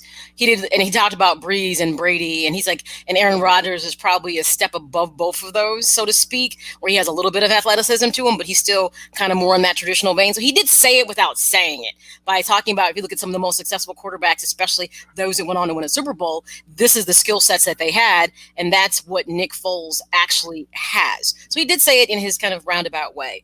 At the end of the day, I was okay with it. I picked game 3, but not under the same circumstances. That was the thing. I thought it wouldn't be that Mitch was 2-0. But to be honest, I'm going to look at the Bears and say, I respect what you did, because you're more focused on winning and what the goal should be of postseason play, Super Bowl. And that's when you got to think beyond hurting someone's feelings in their role, because at the end of the day, you get paid to do your job. And if you're not good enough, you're not good enough. And you hate to see when you have organizations that can't make the tough choices because they're so concerned. Look, if you're going to have egg on your face, then have egg on your face for the right reason. You know what I mean? So suck up the fact that you drafted Trubisky. I didn't like it in the first place. I'm like, I don't know what they're looking at. But I didn't see it and I didn't agree with it. And because of what was available to them. You know what I'm saying? So I had an issue with it. And I'll be honest, I don't know that Mitch goes anywhere else and becomes better than what he is. You'd have to put him with like a quarterback whisperer, a head coach that is very offensive minded. But I'm going to ask you this question. Who looks at his body of work and says, I think I want to take this project on because it seems like a great thing to do? Nobody. You're going to find some who do that because ain't nobody doing that. Why? Yeah, you're gonna find somebody. You gotta find a run heavy team. You gotta find a run heavy team with the offensive line to protect them. You have so many offensive coordinators who are so adamant about their system. Their system works. Guys want reclamation projects because it makes them feel better and say, "Hey, look what I did to such and such." They'll be a taker. And not to be a starter, don't get me wrong, but to be a backup. And then if a backup comes in and goes out, I should say, then he'll go in. Let's put it in perspective then. He won't be a starter ever again in the NFL. Now, barring injury, I agree with you. Barring injury. So if someone wants to take him off, okay, you know what? I'm going to tell you why what you just said is 100% valid, because Chicken Neck still got a job. And if somebody's still playing Chicken Neck, a.k.a. Mike Glennon, you're right. Somewhere there is – Risky will be on somebody's roster. Because I just thought about, you know what? Yeah, you're right. He'll be on someone's roster. Yeah, you're right. Because Mike Glennon shouldn't be on anybody's roster. You know what I'm saying? Which just tells you how bad the Jaguars are. But so yeah, you're right. The thing about, and I don't question Mitch. I don't question his character as a person at all. I think he's a very nice guy. And in fact, when they put the camera on his face, my heart broke for him just a little bit. It did. You could see how overwhelmed, and he had to keep a composure because he knew the camera was on. So to be honest, I felt really bad for him in that moment. I did. I was like, I wouldn't want that moment either because it sucks, and you can't run from it. You know what I'm saying? You got to. Go ahead. I know what you're about to say, Ivan. How about feeling bad for the dude? I zero. Okay, zero. You're about to take the Jason Palmer. There's nothing in my heart. I mean, I like you said, as a person, that's cool. But I watch you on the football field. I like Mitch Trubisky to be a good quarterback, which he's not. So, like, for me, it's like I don't have sympathy because he went 0 for 9 on third downs. I thought it was so bad that second half of the Giants game that he deserved not to start the Falcons game. I just thought you saw it there. He could only put together so much. And then all of a sudden you see this explosion with intricacies of Matt Nagy's offense. It's like, whoa, where the hell was this? Oh, it was sitting on the bench for 2 games. We knew that. Okay, now here's a difference. But there was explosion in the first week. No. There was explosion late. 3 touchdowns in the first quarter? That's late. That's late. I want to see it for all 4 quarters, and I think we're going to get it now. But like you said, you felt more comfortable with Nick Foles in there for every snap. Every snap you felt more comfortable than you ever felt with Mitch Trubisky under center. So to me, I can only expect a better start. He was hitting guys Mitch would have never saw. And even with the plays with Foles where it was like questionable, I was like, man, but that almost was close. You know what I'm saying? Like you saw the possibility. Okay, but Ivan, here's what's important. I don't want you to feel sympathetic for Mitch. I want you to be empathetic because they're 2 different things. I am. My point is that, no, yes, he should be benched. I don't have a problem with it. But what I was saying is the disappointment in himself. I can connect with that for him because you know what? If we can't think for one moment that Mitch didn't want to be successful because he did. So what I was just saying, to know that you were at least 2-0 and your job still got taken, you got to admit, if it was you, you'd be like, he was in his feelings. And my point was he had to stand there on national TV and hold a certain composure. You know what I mean? And that's why I felt bad for him because he was under the microscope at that point. That's why we like him. That's why as opposed to him being 0-2 and having his job taken away. It's a lot easier. Right. You're right. He was 2-0 at the time, and they're like, wait a minute, I just had a 3 touchdown performance in the 4th quarter against to come back and win. But I think he has to understand though. He has to understand that this is not acceptable anymore. Like the not converting a 3rd down until somebody else came in. Like you know what I'm saying? That is unacceptable. You cannot miss Anthony Miller deep down the field anymore. That's over. I don't think for instance, I don't think he knows that's not okay. I think he's very aware because here's where the awareness point came in for him. To watch someone step into your exact same situation, they kept saying every time in that broadcast, this offense is so predictable. It's so predictable. They kept saying it repeatedly. Like this is why the Falcons in that first, before they put in Foles, were just absolutely like just eating the bear because they were predictable and they said that. So I don't think for 1 minute that Mitch said that what I was not able to do is okay. I don't feel that way at all. All I'm just saying, and matter of fact, he probably looked at it and said, oh, okay, I can't do that. Now, the question is, can I have the ability to do that? Like I said, I'm not saying, here's the thing. I'm not saying the Bears turf him necessarily. He's not your starter. For all I know, he might be able to sit behind Nick Foles for the rest of the season, something he never really got to do because Mike Glennon sucks. He never got to be, but look, let's be honest. We look at, even though without a doubt Mahomes had skill sets that are innate to him, but he still sat a year behind Alex Smith to be able to learn the speed of the game, get the playbook, and to grow. You know what I'm saying? Even Aaron Rodgers, Tom Brady, all these names we can talk about didn't just get thrown into the frying pan like Mitch. Mitch, who, by the way, in his college career, didn't have, just no. So my thing is, I'm not saying I ever need to see him again in the starting position, but I will say this. Maybe a year or the rest of the season behind Nick Foles, for all we know, because if Josh Allen can turn that corner, I'm watching the Bills going, whoa, wait, hey, where'd that come from? Seeing competence, and I'm sorry to cut you off, Mike, but I feel like we're like on the same page. Look what he had to do with Mike Glennon. He had to sit Mike Glennon. He had to go watch Mike Glennon. You know what I'm saying? Like he had to go watch Mike Glennon for a year. So it's like it to me, it's like you had an opportunity. I feel for the guy. You had an opportunity, but this Nick Foles-led team, it opens up everything. But think about everything. Sometimes they tell you, if it doesn't challenge you, it doesn't change you. And maybe being pulled out and sat down, not that I think Mitch didn't think, I think he always knew that people were scrutinizing him. If this doesn't make him better, whether he's here or someplace else.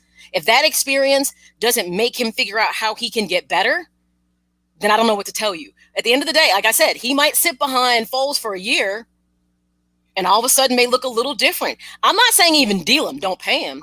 You know what? I was just about to say that, Mike. I'm not saying deal him. I'm saying deal him. Boom. Give me a pound. There we go. Oh, that's true, damn it. That's true. That's Iron Man. I'm not saying deal him. I'm not saying start him again. I'm not saying deal him. But give him the one thing he never had, which was the ability to be behind someone to learn, which, truth be told, he needed that. He was never ready to be a starter. That's a bear. You see how something can ruin you? They ruined him because he was never ready to be a starter. But again, because the Bears had no quarterback, he got thrown into a position that he wasn't prepared to do. So now you actually get him on a minimum. because remember they declined his 5th-year option, so he's a free agent at the end of the year. So now, do you want to bring in another guy, or do you want to bring in a guy or keep the guy at a much cheaper rate, a guy who knows the offense, a guy who's had some success in the offense? So if Nick Foles gets injured, because he hasn't started more than 9 games in a complete season, okay, at one as a starter, he hasn't done that. So you kind of have to say, okay, this guy is going to get injured at some particular point because there's 13 games left. Now, even if he doesn't get injured this year, and he comes back next year, the law of averages, all right, he's going to miss a game or two. Why not have a guy who's extremely familiar with this system, who we're paying on the cheap to do a decent job? And hey, in those game or two that he's in, he might show out because he may want another contract or may want to be a starter somewhere else or get another shot, maybe a little more money. So I don't think we've seen the last of Mr. Trubisky as a Chicago Bear. I think you can give him another year or two at the veteran minimum. Here's how it works. If Nick Foles pans out, we're going to see him next year. We're not going to go deal him off because now he knows the offense, and if he's successful, we're not going to give him this big, multi-year contract because you don't have anybody to replace him. So if he performs at a high level, we're going to see him next year, and I don't have a problem. Take your time to go find a quarterback. You know what I'm saying?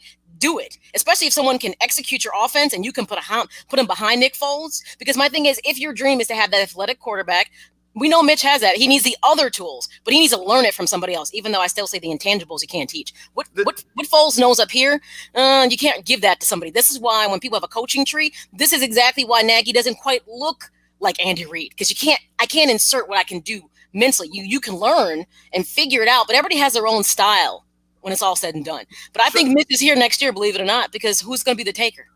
Right. Shawn, I think this goes back to Ryan Pace. He brought in the wrong guy in Mike Glennon, overdrafted Mitch Trubisky, and I'm sure the politics, like we talked about the politics around the league, especially team to team. I'm sure that he was not in favor of going ahead and starting Foles. I'm pretty sure Nagy would have started. If Nagy had a full say, I think Nagy's starting Nick Foles week 1, and I didn't think he had a full say. And what Nagy did. Well, it took some guts. Hey, man, this ain't working right now. The guy hasn't hit anything on 3rd down. He's not hitting guys down the field. I think the injustice to Mitch Trubisky was done by Ryan Pace. You didn't put a guy who was competent so he could learn from. He had to go in and start right away. You overdrafted him, and now we're here. You know what I mean? You got a coach. You went ahead and you brought in a coach that does not cater to his skill set. That won't. So, yeah, I think they both bear the brunt of it. So, listen, guys, 3 hours has come and gone. Unbelievable. You know what? We had a great show. I want to thank Joseph Phillips for sitting in with us like he does every day from the Chicago Crusader. I want to thank Bob Nightengale, Big Pimp and Bob over there down in San Diego in the Gas Lamp District, boy. Yeah, Bob. Hey, you heard how fast he was like, oh, I will. Have a drink for me. Oh, I will. I was surprised to say I did. No, he couldn't do that. No, he couldn't. No, you get mixing. He's working. Yeah, right, I can do that for you. I can do that. No. And then we just got off with Robert Schmitz from Windy City Gridiron. Guys, thanks for calling in and joining us. You guys made it a phenomenal show. I want to thank my the man behind the curtain himself, our whiz, the Puerto Rican Swiss Army knife, Ivan Vargas. And it's good to have my girl back from Vegas, baby, Vegas. And man, I'm excited. So for my lovely co-host, Maya Kai. Au revoir, mon amis. $2. And my Puerto Rican Swiss Army knife, Ivan Vargas. We'll see you guys Friday, 0-0, Braves, Reds. Okay. We're going to take a 45-hour break, and we'll be back on Friday. We'll see you. Same bat time, same bat channel, 9 a.m. to noon, Central Standard Time. Until then, download the app, follow us on YouTube, and Let's go Sox. Go Sox. Sorry, how can I forget? Go Sox.